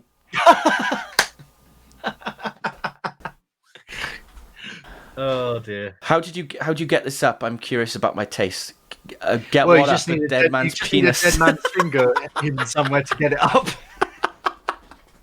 We're so raunchy. Yeah, baby. Yeah, so if you go... on your Spotify, essentially, if you go on the homepage, it should be there underneath your recommended playlists. So you can find out for yourself what you've been listening to. Catastrophist, no, that is, I mean, Bees put it as his album of the year, What the Dead Men Say. Would it be up there for you, do you think, as well? At the moment, yeah, it's up there at the moment. I still got to go through the list. I think I'm still through February's because I've just been doing other things, so I'm gonna catch up with it, and I'll probably have a video to come up nearer to the end of the month, so I can count some of December's albums as well. So we'll see. I mean, total streams 95. When you just look at it from a number, it just seems so different to, when that sounds like not enough, to be honest. 50th stream March 11th. So yeah, not 4 days. I can't count. I've listened to it just the day after loads of times. So yeah, gotta love variety. Exactly. Catastrophist, then Choke by Bury Tomorrow, Cannibal by Bury Tomorrow. I thought I listened to Better Below more, but I guess not. Okay, there's What the Dead Men Say, and there's Better Below. Better Below is a brilliant song. That's probably my favourite song from the from Cannibal. I've had to pick one. Yeah, I have a great taste in music, not gonna lie. So Trivium let's just So Trivium Bury Tomorrow tour. Yes, I'd love that. I'd love that so much. Because I mean they're both community style kind of bands as well. Yeah, exactly. So I think that would work really well. Yeah, okay. Well, we'll talk about it. If anyone is taking this as face value, I've heard it's a good podcast. It's fantastic. It is absolutely fantastic. The gist of it is one of the podcasters' dad wrote a pornographic book, but he doesn't really know that area in its entirely, like in terms of anatomy and stuff. So what he writes on paper is just so bizarre, and you just gotta listen to the whole thing to get the full gist of it. But the actual, when they try to make stories and those kinds of videos and stuff, it's kind of reading that sort of stuff is just a whole different level with how they try to describe it. It's like reading something by Stephanie Meyer. Right. So it's an audio. So it's an audio book then. Yeah, it's on Spotify. Alice Levine. Have you heard of Alice Levine? No. She's mostly a radio DJ. You can see her on BBC Radio 1. She's one of the hosts of the podcast, and she's very funny. And in the context of this, a good girl. I listened to it before it was cool. What the Dead Men Say. I listened to it before 50,000 streams. Yeah, I don't think I got one of those. My throwback is People Equal Shit by Slipknot. I don't know. This is a bit of an interesting one. I don't remember listening to that a lot, but I think that just came up on those Daily Mix playlists. Masterpiece of an album, Iowa. Oh, absolutely. Still my favourite Slipknot album. Yeah, but there you go. And my top artist, Bury Tomorrow. No sitting at the losers table for me. This is all the stuff I just put up on Instagram, by the way. You put on Instagram, yeah. And I streamed 1,535 minutes of Choke. So if you ever need someone to fill in for vocals, Bury Tomorrow, then here's your guy right here. Have you done any Bury Tomorrow covers? On your covers channel? Yeah, my latest one is Gods and Machines. Oh yeah, I probably should check that out. One of my favourites so far. KB, what covers do you have on your covers channel of Bury Tomorrow? I would only go for Gods and Machines, and I think I've got one of Stormbringer as well. Because when I did Black Flame, I had a cold at the time, so my screams don't sound as good. So, yeah. But after that, my voice healed, and I was getting to grips with how I should do it. And Gods and Machines as well is an album. It is a song that kind of made me need to do lows as well. So I was doing some lows in that song as well, which is not usually what I do in terms of false chord. I think doing lows with false chord like a is hard to do when you're trying to do the same technique as highs. But anyway, we've got Bury Tomorrow, Trivium. We know that already. Bleed From Within. I played that album non-stop because it's That album such is fantastic. a fantastic album. Silosis. That album is fantastic as well. Yeah, and Thorn. Not given as much credit, I don't think, the Silosis album from this year, but it is currently number 13 in my albums of the year. Yeah, it's only just over the top 10. Circle of Suffering. Yeah, brilliant. I would probably prefer. I would prefer the Bleed From Within album on more levels. That Bleed From Within album is in my top 10. But Silosis, it is a very solid album. And Josh is just a fantastic musician. Yeah. And then Thornhill, who they released my number one album of last year, and in that sense, that had to carry over to this year as well. Well, Jackie Atlas says that his top song is apparently "Game of Love" by Santana and Michelle Brown. That is a great song, though. That is a fantastic song, Jackie. Written by the same guy who was responsible for the New Radicals. You Get What You Give, which is an amazing song. Yeah. So are these your pictures now? Yes. Okay. So I should probably explain some of the. Can you maybe? Is this the first picture? They can go in any order, I guess. But here's some of the most notable things. So with Spotify, for me, it's a bit weird, right? I should explain really the context of what I use it and how I use it. I'm the sort of guy who still likes to collect CDs, right, and import them onto my iTunes, which is a bit of I don't know. It's a bit of an anachronism in today's day and age to do it that way.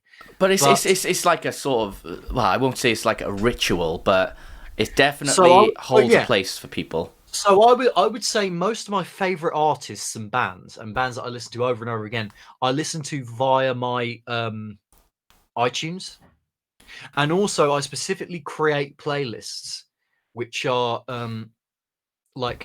because I'm obsessed with rating songs at the moment, particularly this year. So I create playlists specifically of songs that I hardly ever listen to, or have never listened to before, and then rate them. And I do the same thing to an extent with Spotify.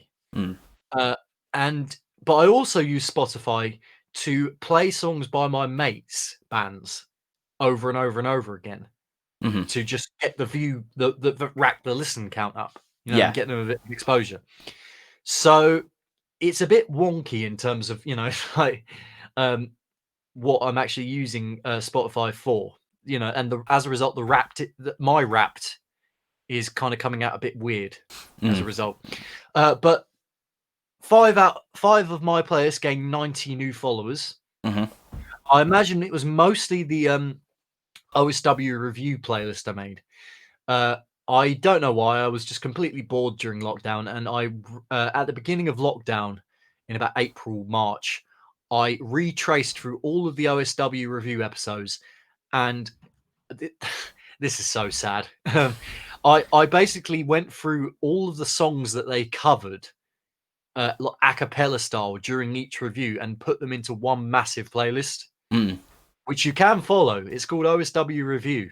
If you're a fan of that podcast, I've collated a massive playlist full of songs that the lads from the podcast have covered because I'm that sad.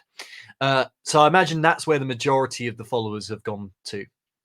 Let me just double check how many followers it has. Yeah, so it's got 135 followers at the moment on Spotify. So I guess a lot of them kind of came in the last, couple of months or so. That 90 anyway. Whereas most of my players have got like 1 or 2 followers. That's my main one. Okay. But yeah, next, I'm just glad that I'm branching out and people are interested in my players. Top decade was 1990s, obviously.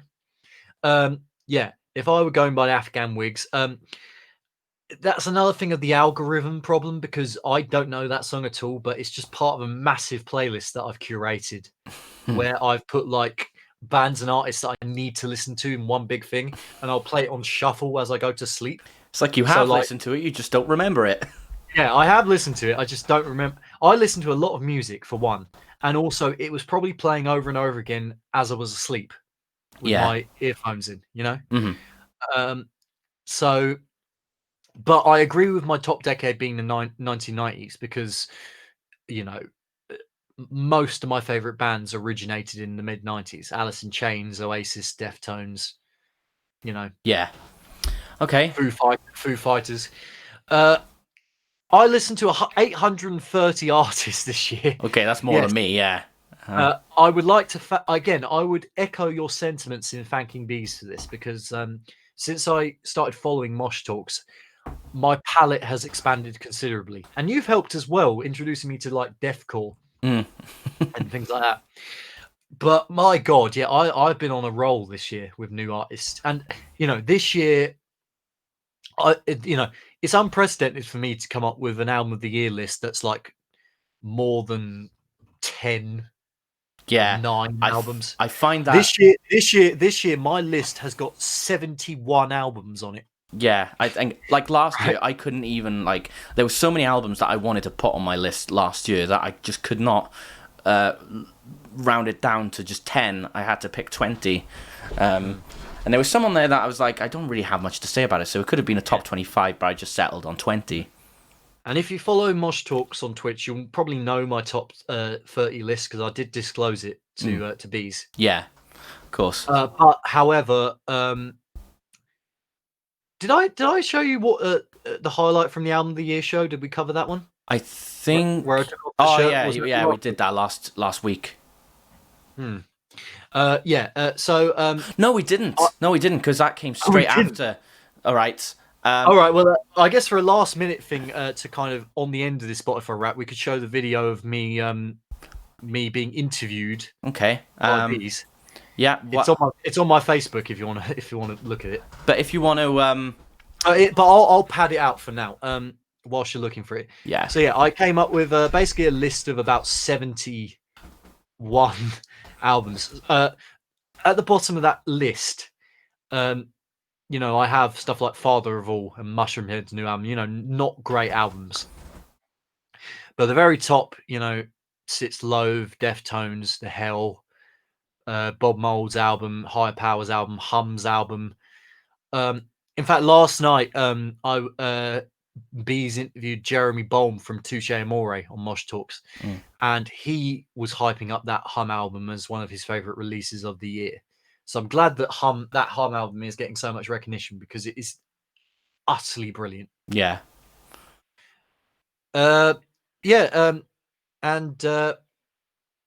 Essentially, my songs of the year. I will just quickly have a look whilst KB is getting up. Where did you send it to, Rob? No, it's on my. If you go on my profile. On your Twitch. No, on my Facebook. On your Facebook, okay. Yeah. Sorry, I thought you sent it to me through Messenger. Yeah. That's my bad. If you go on my Facebook page, Facebook profile, and then scroll down, it should be there somewhere. That one? There we go. That's it. There we go. All right. Now top 10. But just to wrap it up, basically, my top artists were according to this algorithm. I fucking love it, man. Which is slightly inaccurate. Were Diversion, who are basically one half of Wednesday, which is my Green Day tribute band, their main band. They're sort of pop punk kind of / alternative rock. But there was one song of theirs I really liked, so I was playing over and over again to rack up the view count. Hence why that song, Force of Nature, is actually my number one song of the year, even though it's not, Teenage Wrist was my second top artist because I did actually play Earth is a Black Hole and Silver Spoon repeatedly on Spotify because they're masterpieces, and I cannot wait for the record to come out February next year. Fu Manchu, which was a really interesting one because I didn't think I listened to that much of them. They're kind of a stoner rock / desert rock band from the 90s. But again, it's kind of they're in that massive playlist I curated, and there's a lot of songs. Top 10 underway. Same I fucking with love Chevelle. it, man. So. And what are you doing? I clicked a button and it's just auto played Bees. I was like, all right, well, don't do it until I finish this up. So great. No, stop it. Floods. Yeah, leave it. Floods in Japan, who are my mate Lawrence's band from Canterbury, who used to be known as Wolf Sunday. They're a kind of hardcore punk outfit. And Chevelle, like I said, and obviously, my top 5 songs wouldn't be complete without 2 bangers from my boys Puppy in The Great Beyond and Poor Me. So I guess that concludes really my my Spotify Wrapped. It's not very accurate, but just goes to show you how my mind works in terms of listening to Spotify. And on that note, here is my appearance on Mosh Talks being interviewed by Bees. Here we go. And I should do some let's- quick context for Now, this, right? top 10 under. The viewers of Mosh Talks couldn't actually hear me, right? Bees could hear me, but for some reason he had a problem going on with his sound, his Skype sound at the time. We did this thing via Skype, and he brought me on to talk about my my album of the year, which was Lows. I Let It In and It Took Everything. And to save up time, he wanted me to tell him 3 words to describe the album.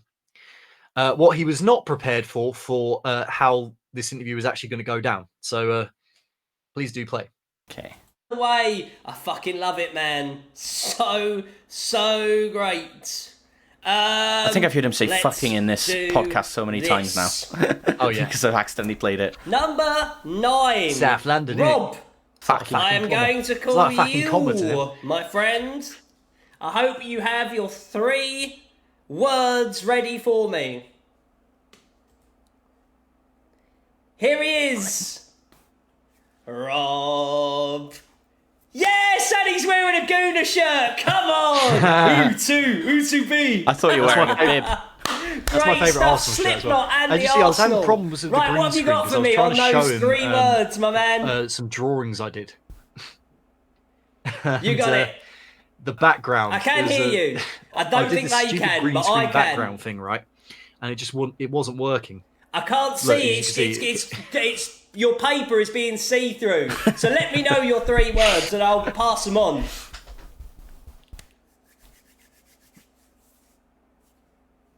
Glimmering, sledgehammer, and breathtaking. Glimmering, sledgehammer, and what was the other one?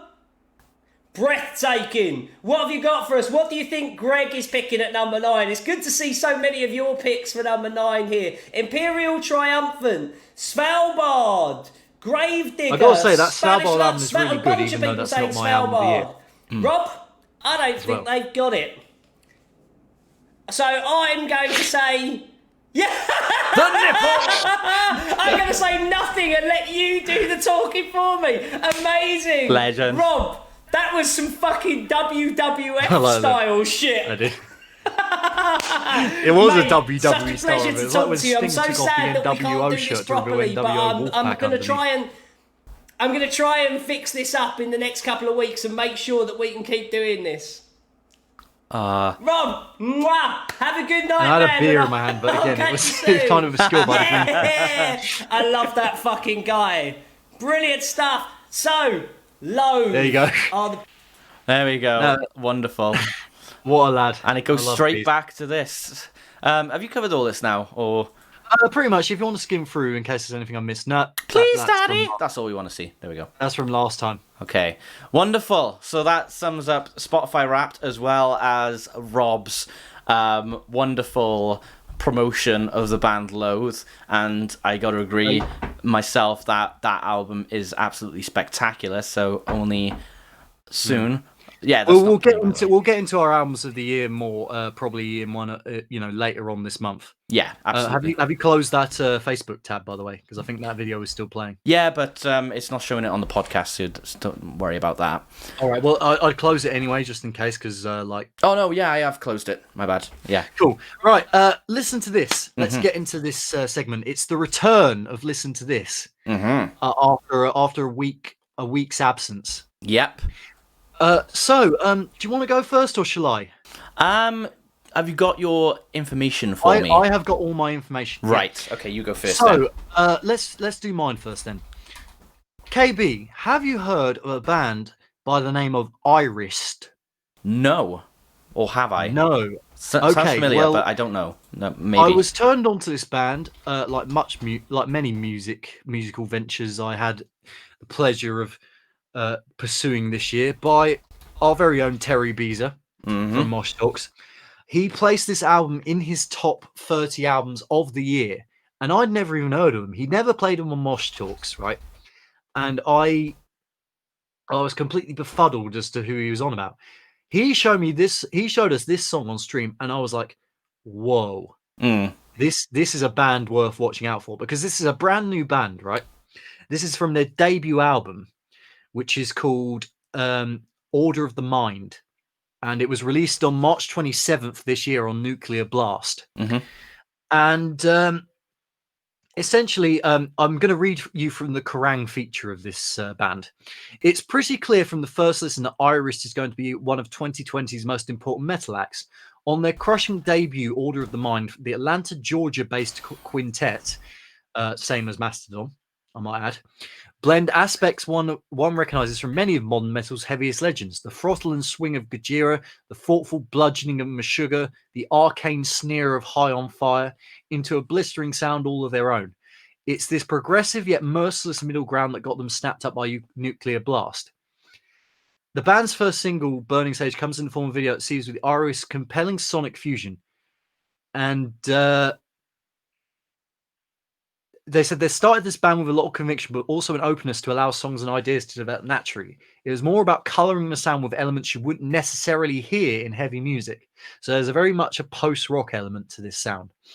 We wanted to be able to spot our diverse influences in every song while maintaining a cohesive sound. We knew it would take a long time to achieve if we wanted to do it right, but we didn't care. We'd already been in enough bands and projects that lacked variety, so we were ready to jump into this head first. And apparently there's lots of South American members in this band. Some of the members in this band are from Chile, Argentina, Brazil. But they said even though we're from 3 different countries in South America, we actually grew up listening to artists from all over Latin America. Of course, each of us has his favorite artist, but that's not necessarily connected to the country in each one of us was born in. I think you've got the idea, really. You know, post-rock in the vein of maybe ISIS, but with a huge Gojira kind of Meshuggah type touch, bit of Mastodon there. I feel like you'll dig this. All right. And the song I'm chosen for you to listen to today is from that album, Order of Mind. It's called Creation. Yep. Which is a tune that I really like from this album. Okay, I'm sure I like it as well. So, if you're ready on your Spotify? I am absolutely ready. I am so ready. Cool. Right. So Both this is headphones in for Iris this. Creation then. All right. 3, 2, 1, go. Echoey sort of thing. Like in a rehearsal.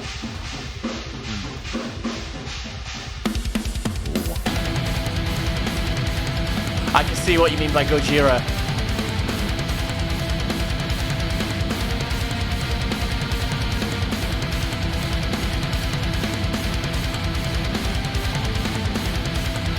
I like a little bit of melody in the background as well. Yeah. That's very Meshuggah. That's very Jens Kidman. That delivery.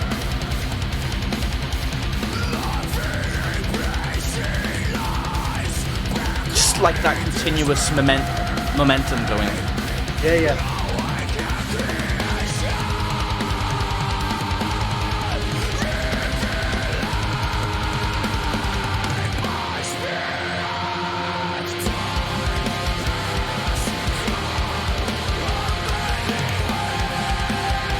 And a bit of tone screaming in there as well.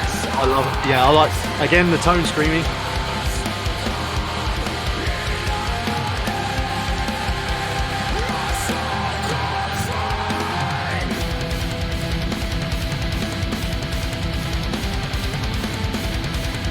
I'm just surprised this band slipped my net this year when looking for new artists, because this is right up my alley. You know? I mean, it is a debut album, to be fair, so it can be quite easy to have those slip past.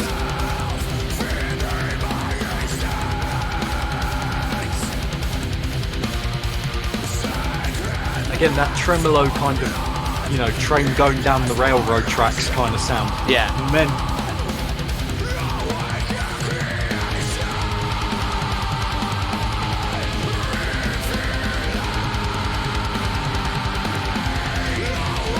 He does a fantastic job on the vocals.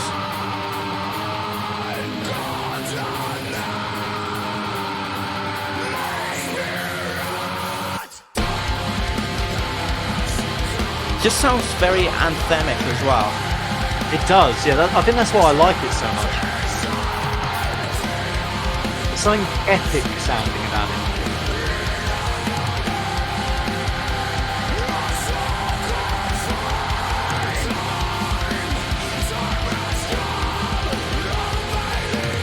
And I mean, we're just nearly halfway through it as well. So this is Rodrigo Carvalho on vocals, Jason Felicia on drums, Adam Mitchell on guitar, Pablo Davilla on guitars, and Bruno Segovia on bass. Oh, I love that riff. Just the tone of the guitar That's as well. very Gojira, isn't it? It's very groovy. A bit of Mastodon there as well. Ooh.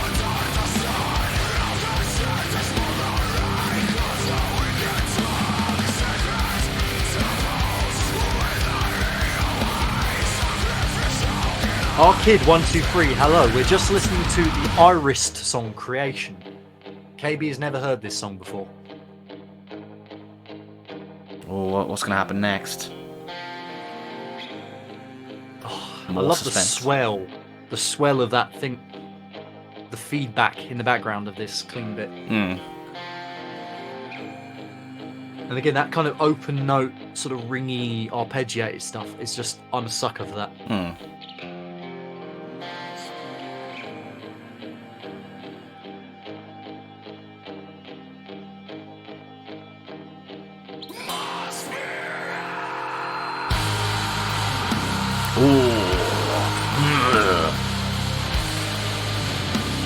Oh, so good. Must not rub nipples. Hey, if anyone's up to the nipple talk, it's me with my shirt reveal and Mush Talks. It's a shame you lost those clamps.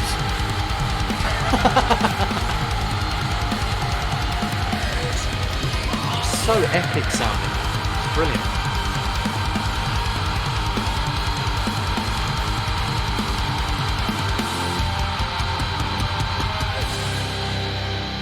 Oh. 1 minute, well, just under a minute left.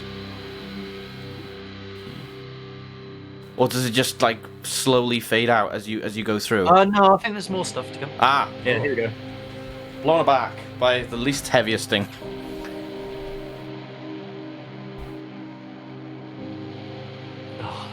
Just this ambient kind of outro with, you know, the pad and the swell and the atmosphere. See, I love it. Why have a singular song dedicated to an intermission when you have this? Yeah. But no, for a debut album, you got to give them so much credit because Absolutely. Absolutely. So yeah, so that was Creation by Irist. What do you think about that, KB?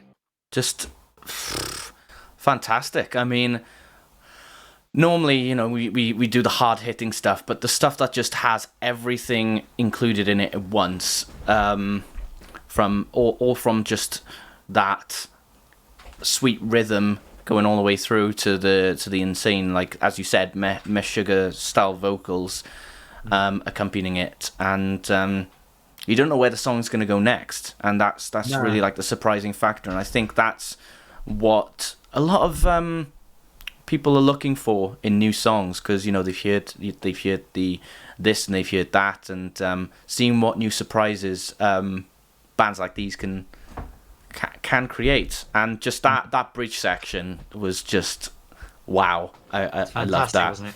That was actually this album, Order of the Mind, was actually a very, very late had a very late resurgence after I listened to it in my top 30, and it actually dethroned the Spirit Adrift album. I ended up placing it at 29. Right. Just in between Black Dahlia Murders, Verminous, and Child Soldier, Creator of God, and by Greg Puciato. Yeah. Okay, so great, good stuff. Put the counting, guys.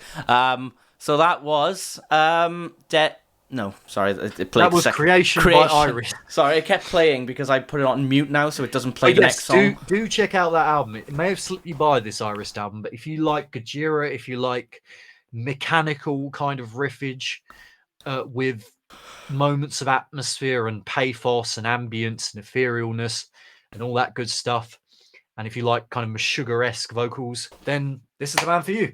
Absolutely. Okay, Rob.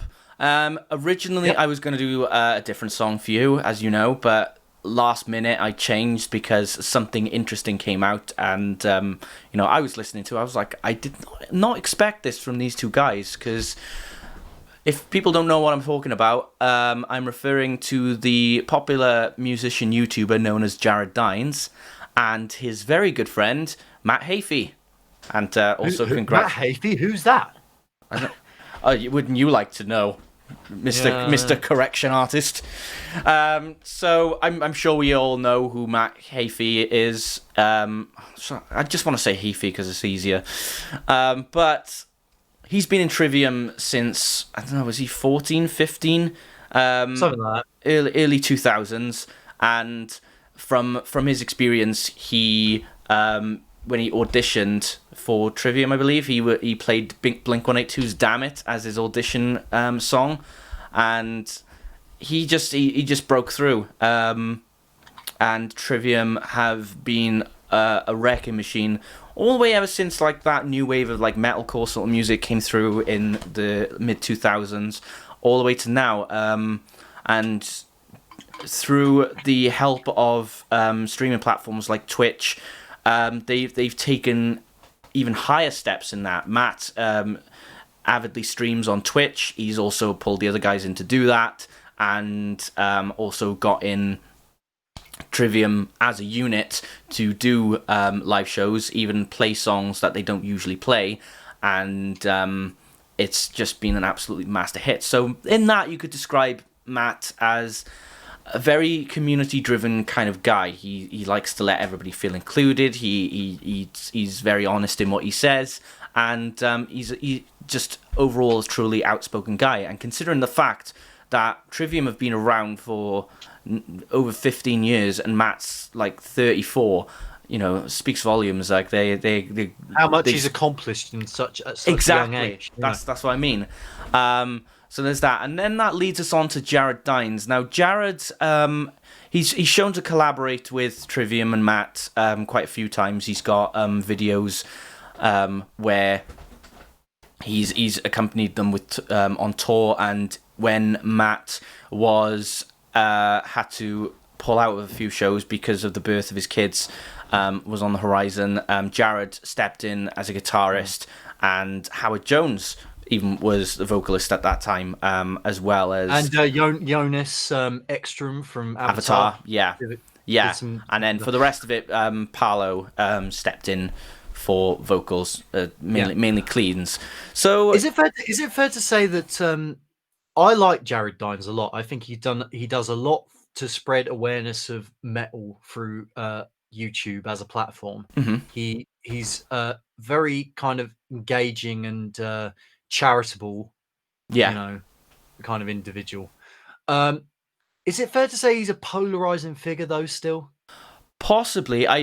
If you're talking about that time with when it came to Rings of Saturn, possibly. I mean, I think that was cleared up ages ago, if I'm honest. I see no reason to carry that on, because both guys, they accepted what happened. Jared apologized, and they went on and all forgotten. So if people are still going to go on about that, I don't really see the reason. Well, I respect him. I think the fact that he's living his dream essentially at the moment. He's a musician. Well, he's a YouTuber full time, pretty much. Yeah. He's got his own range. He's got his own range of signature guitars. He's played with Trivium and Breaking Benjamin live. Mm-hmm. Like I'm envious. Exactly. Quite frankly. Yeah. I mean, at the moment, to speak about figures, 2.86 million subscribers as of October 7th, 2020, and 699 million total views. When it comes to collaborative projects, he also did that cover of Trapped a few months ago. Yeah, him and Trapped. That's the story. Especially Trivium and Trapped as well. That's a bit of a similarity there. Because I know Paolo had a bit of a war with the lead singer on Twitter. I would say, from my own personal perspective, there seems to be some sort of weird stigma attached to being a YouTuber and doing kind of stuff in the quote unquote real world.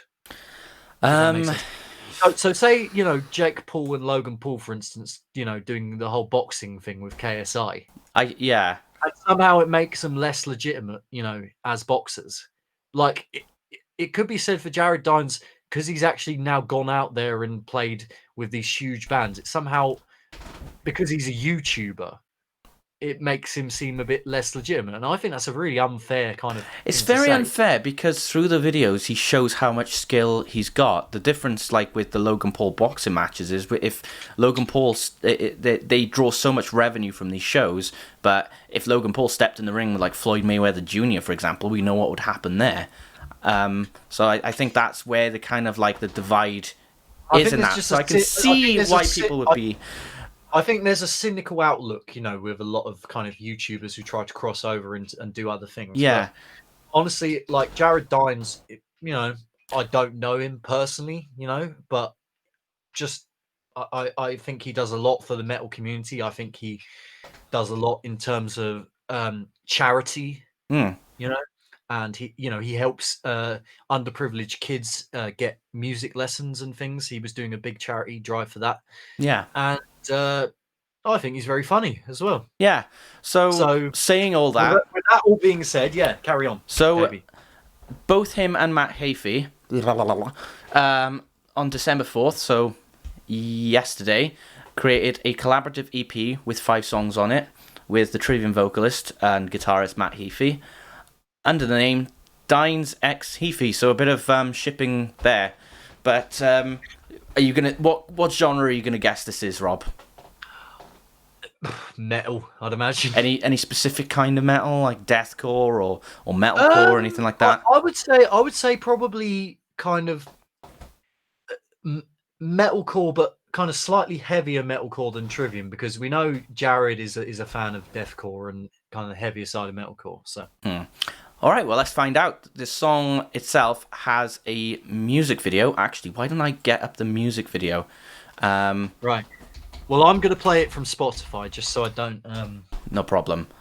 If you can leave it up for me, and then I can play it through... And now, whilst you're loading it up, Michael raises a very, very good point, which is people will be more jealous that they will feel they had an easier path by filing themselves at home compared to going out to local clubs to get attention. Just people stuck in the past. Being popular on the internet is just as hard as getting attention touring your local pubs and clubs when starting out. Yeah, I would... Absolutely. He had to start somewhere. Yeah. As everyone does. Can I send you the link, actually, mate? Because there is an intro in the YouTube. Okay. So right. If I send you the link... Yeah, no problem. Just send me... If you send me the link, then. Okay. If it let me, for fuck's sake. I hate this new Facebook, honestly. You try to... Like, it just takes ages to get the bloody thing up. But my feelings on Trivium, I guess... so I've talked about Jared Dines. I guess I could talk about my feelings on Trivium. What the Dead Men Say was good. I didn't enjoy it as much as a lot of other people. I really like Sin in the Sentence, and I really like In Waves. And but Ascendancy is my personal favorite Trivium album. If push comes to shove, I don't know what it is about it. I think it's, I guess there's something about the nature of the songs on that album. Yeah. But Shogun's very good as well. They're just a very consistent, great band, And really, if they're not headlining Download at some point in the near future, I don't know. Yeah, I know what you mean. Anyway, Dines X Heafy, and this is Dear Anxiety. Yep. So you got the song up? I've got the video up, yeah. Brilliant. All right, on 3, 2, 1, play. Whoa. Yeah, it was a bit loud then. Dog tone.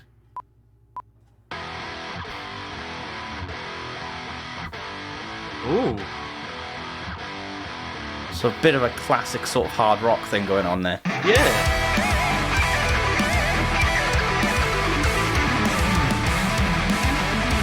Sounds like it could be a WWE thing.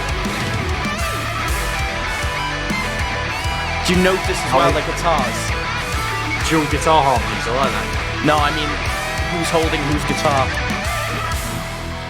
Yeah. Jared has Matt's signature guitar, and Matt is playing Jared's signature guitar. That's really cool. I cannot enjoy this life 'cause I obsess and I prophesize why I am not at the top of everything in this life, thing in this life. I keep turning around from back if I ever enjoyed a single thing. Keep thinking about others doing better than me, better than me, better than me. I hate the way my misery prevents me from enjoying anything. Feel anxiety, please set me free. Release me so I can feel something. I can't be happy for you. Well, I immediately relate to these lyrics. Let's put it that way. To stop this comparison is slowly killing me. I can't be happy for you 'cause I'm not happy with myself. That, especially that lyric there. Yeah, that line right there.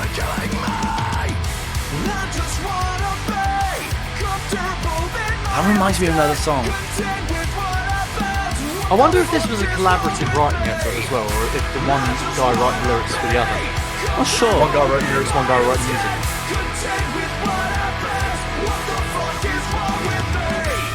I wanted to throw you, take your crap, bring your counsel and bring up people. Show them something worth fighting for. Something that's real, something that's real, something that's real. Maybe it's the way I was brought up. Disregarding a given respect. Look down for having something. Something to say, something to say, something to say. I hate the way my misery prevents me from enjoying anything. Feel anxiety. Ain't that the truth? Please set me free. Release me I like the video as well, I've got to say. I like the style of it. Yeah, All these kind of images and visual representation. yes, exactly. Kind of the synesthesia of anxiety. Although I think his goatee Oh, makes me. hang on, riff. Natural harmonics and riffs. I like that. Oh well, it's more of a palm mute or a string mute type thing, but that's really cool. That's my favourite part of the song so far. That riff.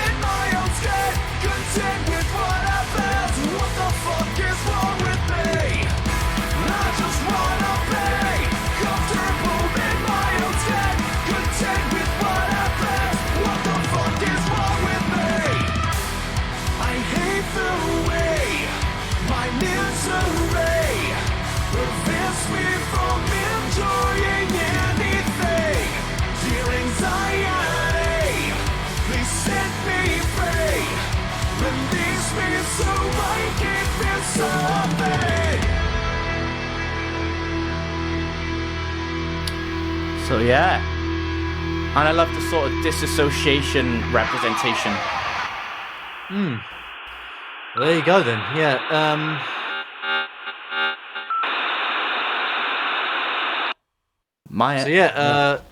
Dine's ex Heafy with Dear Anxiety. Yeah, that was cool. I really like the bridge section where it had the string what do you call it? What, the bridge?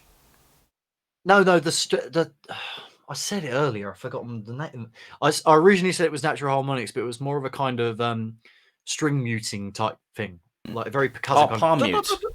No, not palm muting. No, it sounded like a harmonic, but it was kind of more type sounding. That was cool. Yeah, okay.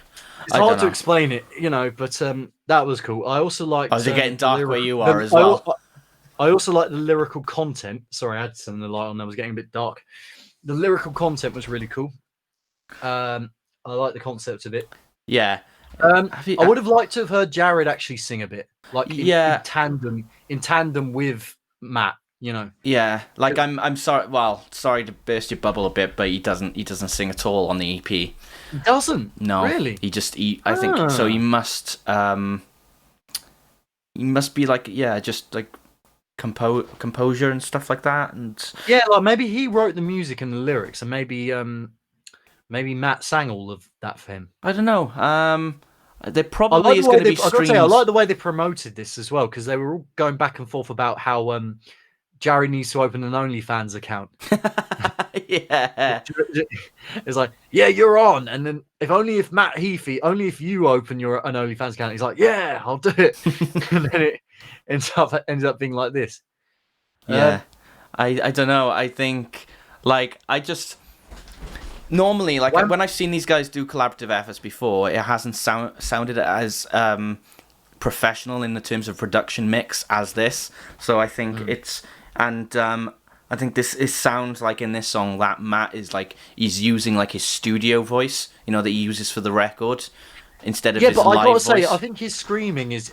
I think I like the sound of his screaming nowadays. I think it's much improved, technique-wise and like just overall sounding wise. There's not a lot of boat rudder strange mountain moments. That's for sure. No. But I still like the sound of that scream. Don't get me wrong. I think the pronunciation, his speech in the screams has greatly improved. You can actually hear more of what he's saying. So, and I think that also comes from the fact, after he blew his voice, he had to kind of reinvent the way he does his harsh vocals. So I think that helps as well. And you've definitely seen it on the last two albums of Trivium. I mean, that was solid. That was a solid song. Probably gonna listen. I'm probably gonna listen to the EP. It didn't like blow me away or anything. No, I just thought it was quite an interesting song to present, because it's something special, and it's not your run of the mill collaborative YouTube project. It's something extra good. Yeah, who knows where this thing could go? Whether they tour it together or whatever. But kudos to both Jared Dines and Matt Heafy for collaborating and making this project. Yeah, definitely. And the EP's got 5 songs. The track list is as followed: Dear Anxiety, Can We Turn Back Yesterday, Dying at the Sight of the Rain, To Save Me From Myself, and We Lost It All. So listen to it and let me know what you think. So brilliant stuff. Okay, we go on to exclamation mark good stuff. Good stuff. Yes. Or fairs. So we finally come on to the final segment, which is Would You Rather? Signupgenius.com. I remembered that URL this time. Do you want to introduce it this time round? Okay. I introduce it every single round. Let me try it. Okay. So we now go on to our final segment, which is called Would You Rather? This is where Rob draws up a list of Would You Rather questions, 1 from 100. No, 1 to 100. Okay, that's the first batch. From signupgenius.com. Rob calls out a number, and I give him a number from that list. No, and then I don't call out a number. I say pick a number between what is wrong with my brain? No spaces, Murray, man. You get the idea anyway, right? Pick a number between 100, KB. Okay. And we will discuss the resulting Would You Rather question concealed within. And we'll have to warn you guys, as we go further into this, probably we've said them before, so Rob has to keep his special eyes on it. Don't say the same bloody numbers as he did before. Okay, 19. Yes, okay, this is a good one. Would you rather read an awesome book or watch a good movie? Good movie. Good movie. Yeah, I don't read. Well, apart from my dad wrote a porno. Yeah, but I listen to that. How are you with reading? Are you like an easy kind of reader?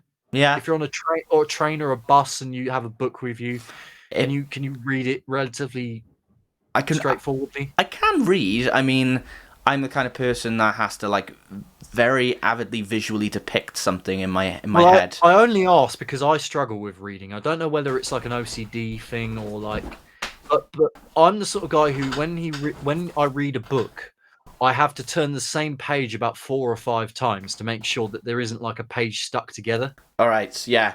Well, as for example, this is the book Clash of Kings that I'm going to do an example of. This is the first book that I had to pull off my shelf. Thinking of, I'll just read like a slight little extract. They were pale and cold, with black hands and black feet, and wounds that did not bleed. Yet when we took them back to Castle Black, they rose in the night and killed. One slew Sir Jeremy Riker, and the other came for me, which tells me that they remember some of what they knew when they lived, but there was no human mercy left in them. You got to picture with that. You got to picture the face. You got to picture the surroundings. You got to picture the expressions of the characters, and then you got to read it 5 more times just to make sure you got it right. Yeah, I mean, I like reading. I don't really like reading fiction that much. I'm more of a non-fiction / autobiography kind of guy. I've got several on my shelf that I need to get through. I have. I'm just looking at my bookshelf. I have Lemmy's autobiography to get through, White Line Fever. Nice. Which I still haven't read yet. I need to finish off The Death of WCW, which is probably the best book about wrestling out there. And I really enjoyed it when I first read. I think I'm more likely to finish a movie than a book. Yeah. You know, I'm the sort of guy to kind of read a passage, then put it away, and then never really return to it. Whereas with a movie, I can kind of go from beginning to end. But also with a book, you know, I was reading Bob Mold's autobiography last year, which is a cracking read. Bob Mold, lead singer of Who's Could Do and Sugar, and now his own solo project. He, you know, it was a really engaging read, and you know, you're right. You do kind of, as you're reading it, you kind of visualize the images in your head. Yeah, and that's one of the joys of reading, is that you can kind of fill in the gaps yourself. And the thing is with books, and I think one of the things that makes books generally better than the movie itself is when the book has more space and time to fill stuff in. Like, you know, when you compare a Harry Potter book to the movie, there's so much stuff from the movie left out, and because of the limitations on character choices due to actors and budget and things like that, you're quite limited because, you know, the Weasleys could have possibly gone through all the makeup to make them look like actual Weasleys with freckles and things, but they weren't, because they had to find actors. Also, Dumbledore could have said, "Did you put the name in the Goblet of Fire?" calmly. Yeah, I think they were doing a mic test at the time, so we had to speak louder. This is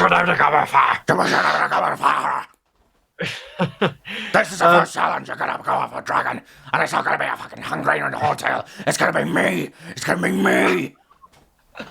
So, so how do you feel about adaptations in general, from like books to on screen? Because when I think when it's done, like, you know, I feel like Hollywood or the movie industry has to take certain liberties with books. Yeah, I think, well, going back to what I was saying about the limitations, Game of Thrones had that as well, because in the first book, I remember when Jon first goes to Castle Black and those two watchmen are about to beat him up, you know, Tyrion stops them.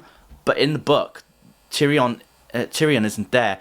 Bear with me a sec. Can you just fill in? Because I got someone at my door and I think it's my laptop for my new job. Go ahead. Yeah, go ahead, mate. So, yeah, in terms of, like I said, I'm not very good at reading, you know. I just have to... I'm the sort of guy who flips the pages and then sort of has to go back and forth between each page. Movies, I was a film studies student, you know, so I studied film at the University of Kent, where I met KB, and I work in the film industry as well. So I've seen plenty of movies in my time, some of which are more engaging and more palatable than others, shall we say. I think one of the advantages of reading a book, like we keep mentioning, is you can fill in the gaps yourself. You don't have to, like, you know, you don't have to be in a room full of other people when you're watching it. It can be less awkward if there's any awkward, you know, if there's a sex scene in a book, for example, you're spared the awkwardness of you know, going through it with your parents by your side if you're watching a film. But at the same time, I don't know, movies are movies, aren't they? They're made for our entertainment. That you get a huge buzz off a good movie, and if it's well acted, well directed, the scenery and sequences in it are very good. I remember last year when I saw, or maybe the year before when I saw Dunkirk in the cinemas for the first time. Just the experience of that. Oh, there we It's go. like one of the first times I ever cried in a movie for like several years. I was talking about Dunkirk. Dunkirk. Ah, right. Okay. I haven't seen I it. was saying about how movies can elicit such an emotional response out of you, whereas I don't know, maybe books you're a bit more sort of expected to get, I guess, rein yourself in a bit when you're reading a book. If you can get your imagination good, then anything can happen. I don't know. It really different. This is one of those instances, I think, in this question where it's really different strokes for different folks. Yeah, exactly. Like, Katie's a very, very fast reader. Like, I'm not even kidding. Like, when I don't know if you've ever watched Suits, but when they see a contract and just a millisecond later they go, "What the hell is this?" They can see everything that's on there, and you're just like, how is that even possible? I know. No, I'm the total opposite. I have to be really. I would go back on several sentences in case I missed something. I'll go back on several pages in case I missed something from the book. Absolutely. So just in terms of, I think what it boils down to, even though I enjoy both for different reasons, what it boils down to is concentration span for me, and how much my my brain can take everything in.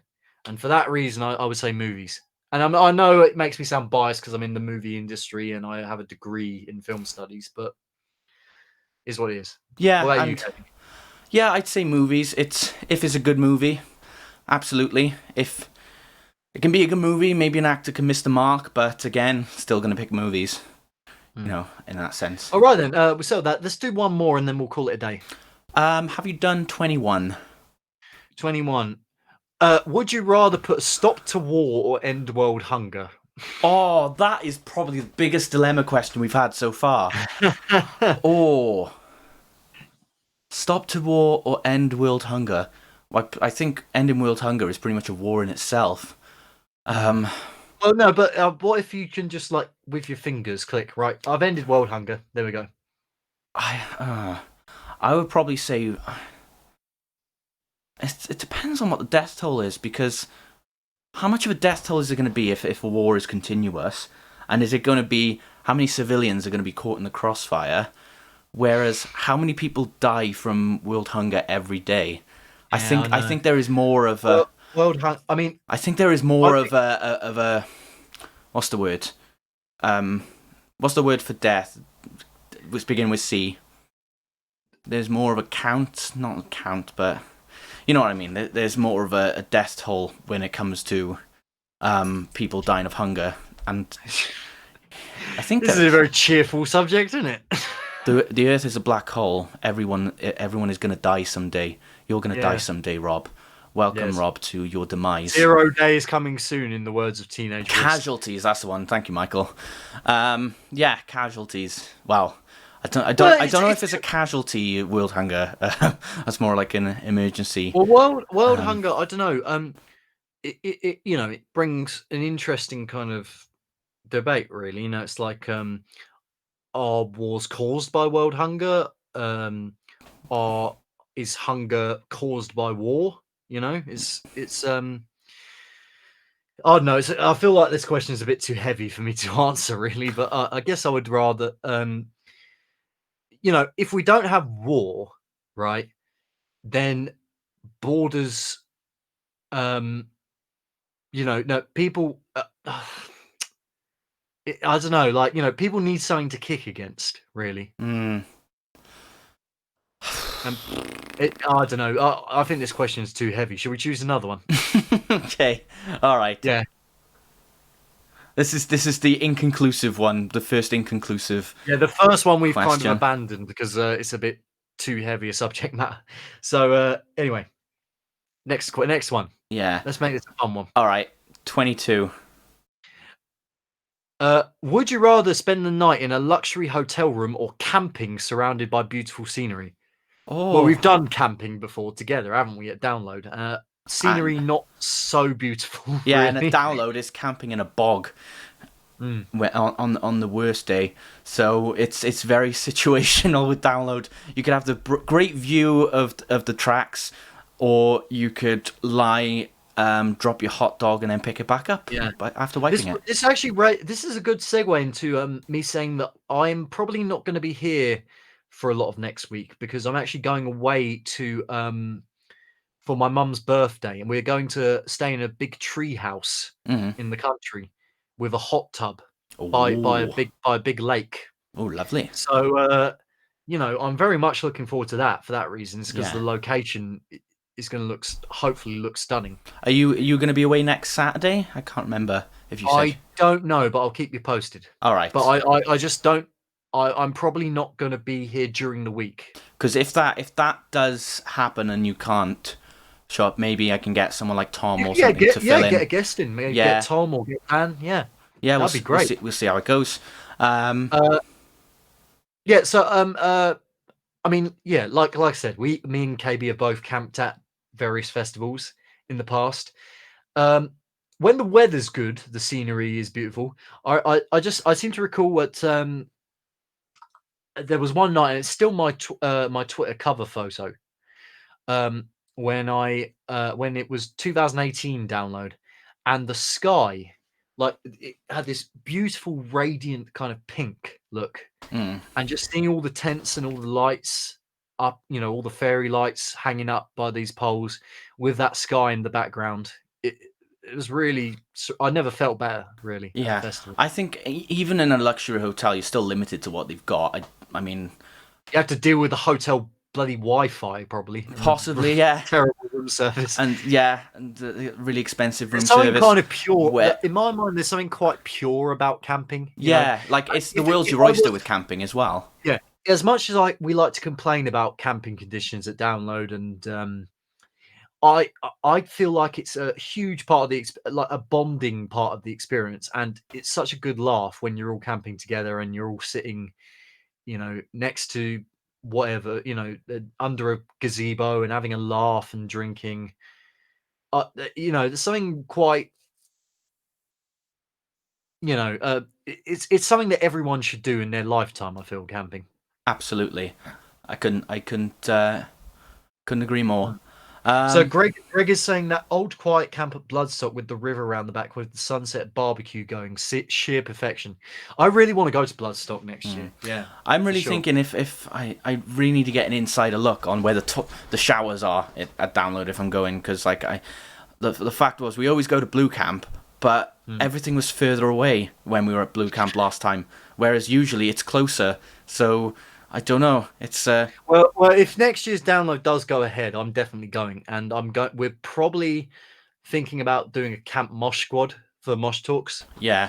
Well, I mean, where we're going to put it, Yeah, I would. I would look at going with Katie because she said she wanted to go, so she'll be part of the mosh squad. Who knows? Nice. Michael is saying that he's going to go to 2000 Trees next year, and he's booked the tickets. Ooh. I've never been to 2000 Trees. What's it like? What's it like? The scenery and stuff of 2000 Trees. It's in Gloucestershire, I believe, around that way, sort of near Bristol. Ah, so that's quite close to me then. And they usually they started having like more exciting lineups and things. Like they had While She Sleeps, was it the year before last or something like that, or even last year? Yeah. It's good. They kind of put emphasis on really new bands, Yeah. particularly new British bands. So Puppy play there a lot.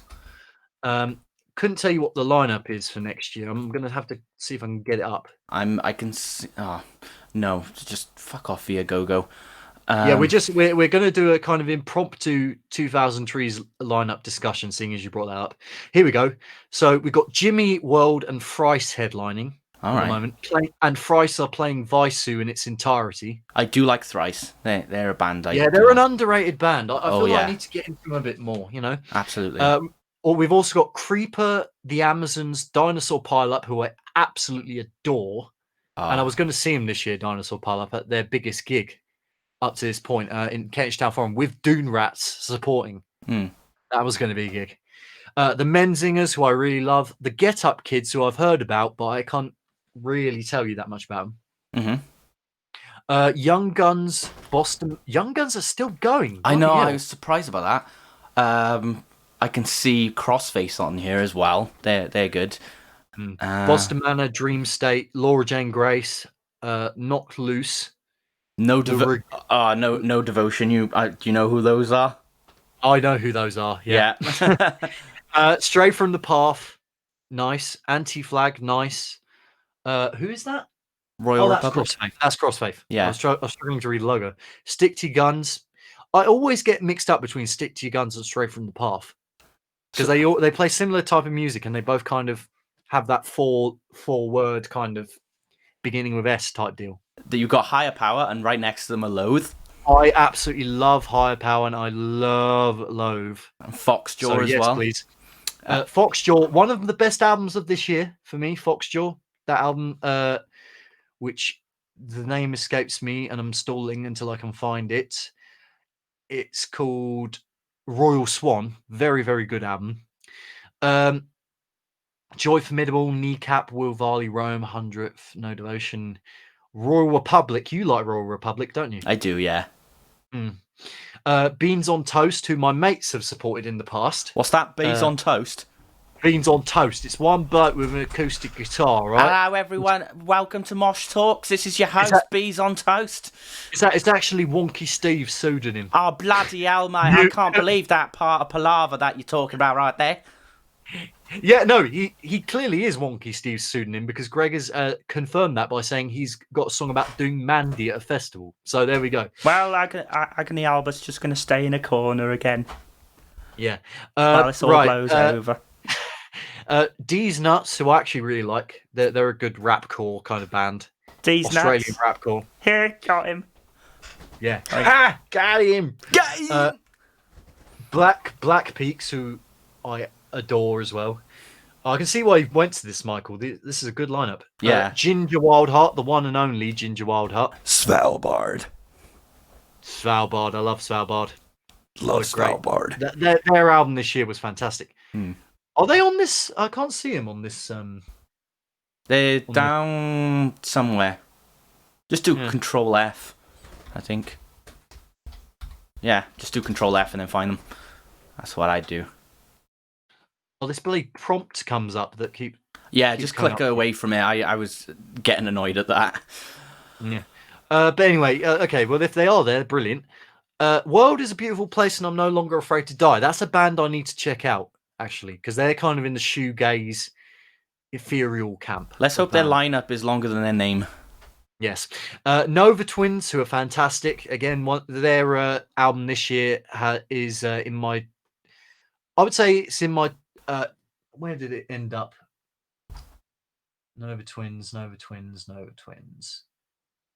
It's definitely up there in my albums of the. Here we go. It's just inside my top 40. It's very, very good. Ladybird, not a fan. They're a bit obnoxious in my opinion. They've got that kind of overly British way of singing, like this, like idols, you know. Douche. Don't no. Skadoosh. Come on, the hell pull it off. Douche. Sorry, kick me from the Xbox Live chat if you want. Puppy, my boys, obviously. I'm gonna have to see them. Bob Villan. I've heard good things about Bob Villan, but I've never. Is he really somebody's son? Vukovi, who are decent, and Chapter and Verse. Yeah, so it's solid lineup. I might consider going actually. Yeah, I might look at that as well. So I might show it to Katrina. Okay. Right then, we'll wrap it up there. Mm-hmm. So I guess, let's answer the question actually just quickly. So I guess we would rather be Well, I personally would rather be camping. Yeah. No, nothing like the sensation of camping at a festival. Nothing like the breeze on your bollocks. Mm-hmm. And I'm probably going to keep camping at festivals, and that's the way it's going to stay, rather than get a hotel. Right. Thank you very much, everyone, for tuning into episode 16 of the Key Yard podcast. You're This was welcome. a good one. I think this made up for my my stressful nature last week when I was trying to get through all those albums for the album of the year show. Oh God, you're a wreck. No, I'm joking. Yeah, I was. KB, where can we find you then? Right, so just reading off my Streamlabs because I'm lazy. You can follow me on Twitter, Facebook, Instagram, and TikTok. All of those are Kieran Benji. My main YouTube is also called Kieran Benji, but my cover channel is called KB Cook. And then I've got a Discord, which is also Kieran Benji. Join us. It's a lot of laughs, and you get even more keyrings there. So happy to hand those out like I'm at a lemonade stand. Hand those out like Wonky Steve handing out E's at a festival. Yep. I think, you know I've got that team thing on my, speaking of which, on my stream where it says Cybercorp. I don't really interact with that at all, so I wonder if we should come up with our own team, because we've got a few people around us, so we may as well like come up with our own little team. That's not a bad shout. Well, suggestions in the Discord anyway. Yeah.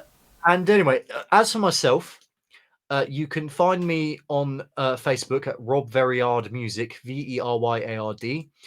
I actually worked on a new song today, as a matter of fact, and it's very, very close to being finished. So I will probably release that at some point in the next few weeks. Yeah. Even so, keep an eye out for that. All right, sounds Something good. I've been working on for a while. Rob Veryard on Instagram as well, where I post covers and things. You can find my Twitch channel at RobV93. Just click on my my Twitter handle, my Twitch handle name, and will direct you to my channel. I do covers and things. I'm working on implementing song requests in there, and we also do Among Us. Plan to integrate Jackbox into it as well. Mm-hmm. And on Twitter, RobV93, although I rarely post on there. When I do, it's usually moaning about Arsenal or retweeting Simpsons Arsenal, which is the best Twitter account by a country mile. And yeah, that's basically it. Oh, and I also have a Discord if you want to join. It's called the Rob Mob. That's my official name for my my bunch of followers. And mine is the Key IPs. Good stuff. Right. I said it. Sorry. Right. So who are we going to raid then? I've already come up with. I can see it in Victor Mags online, and he's compared to Cameron, he's only got 4 views. So I think we need to give him some love. I mean, we've raided Cameron quite a few times, so I think I haven't really raided Invicta quite yet. So that's not a bad. That's a good idea. Yeah. All right. So Invicta Mag are they're a magazine channel for tech metal. They cover a lot of tech metal bands, and they're a good bunch of lads. Give them a follow. Right. Do you want to sign off, KB? Yeah, absolutely. Thank you, guys. Until next week, where I come up with the sponsor, and we're going to get close to Christmas. So with or without me. We'll see. Depending on what happens. Yeah, so we'll see what goes on. But did you get the TTS request? What's that? Wonky Steve wants to say something. Oh, I have to approve it. Hang on a second. Right, so Wonky Steve's going to say something to sign it off. Oh, are you kidding me? It just goes in. It goes into the chat. Sorry about that, Steve or Greg. Well, I'll translate it anyway. I'll read it as Wonky Steve. Fucking top-notch streamy old China's any old dine, any old dine, lager. Oh, sorry, mate. I'll refund you your money if you did pay for it. So. That's really weird that didn't work. But anyway, let's just wrap hang it on, up. Hang on. I got an idea. There we go. Excellent said fucking top-notch stream me old Chinas. Any old iron, any bet. Oh, brilliant. So that's wonderful, guys. Right, so right. We're ready to raid. Yeah? Yep, just go for it. Right, brilliant.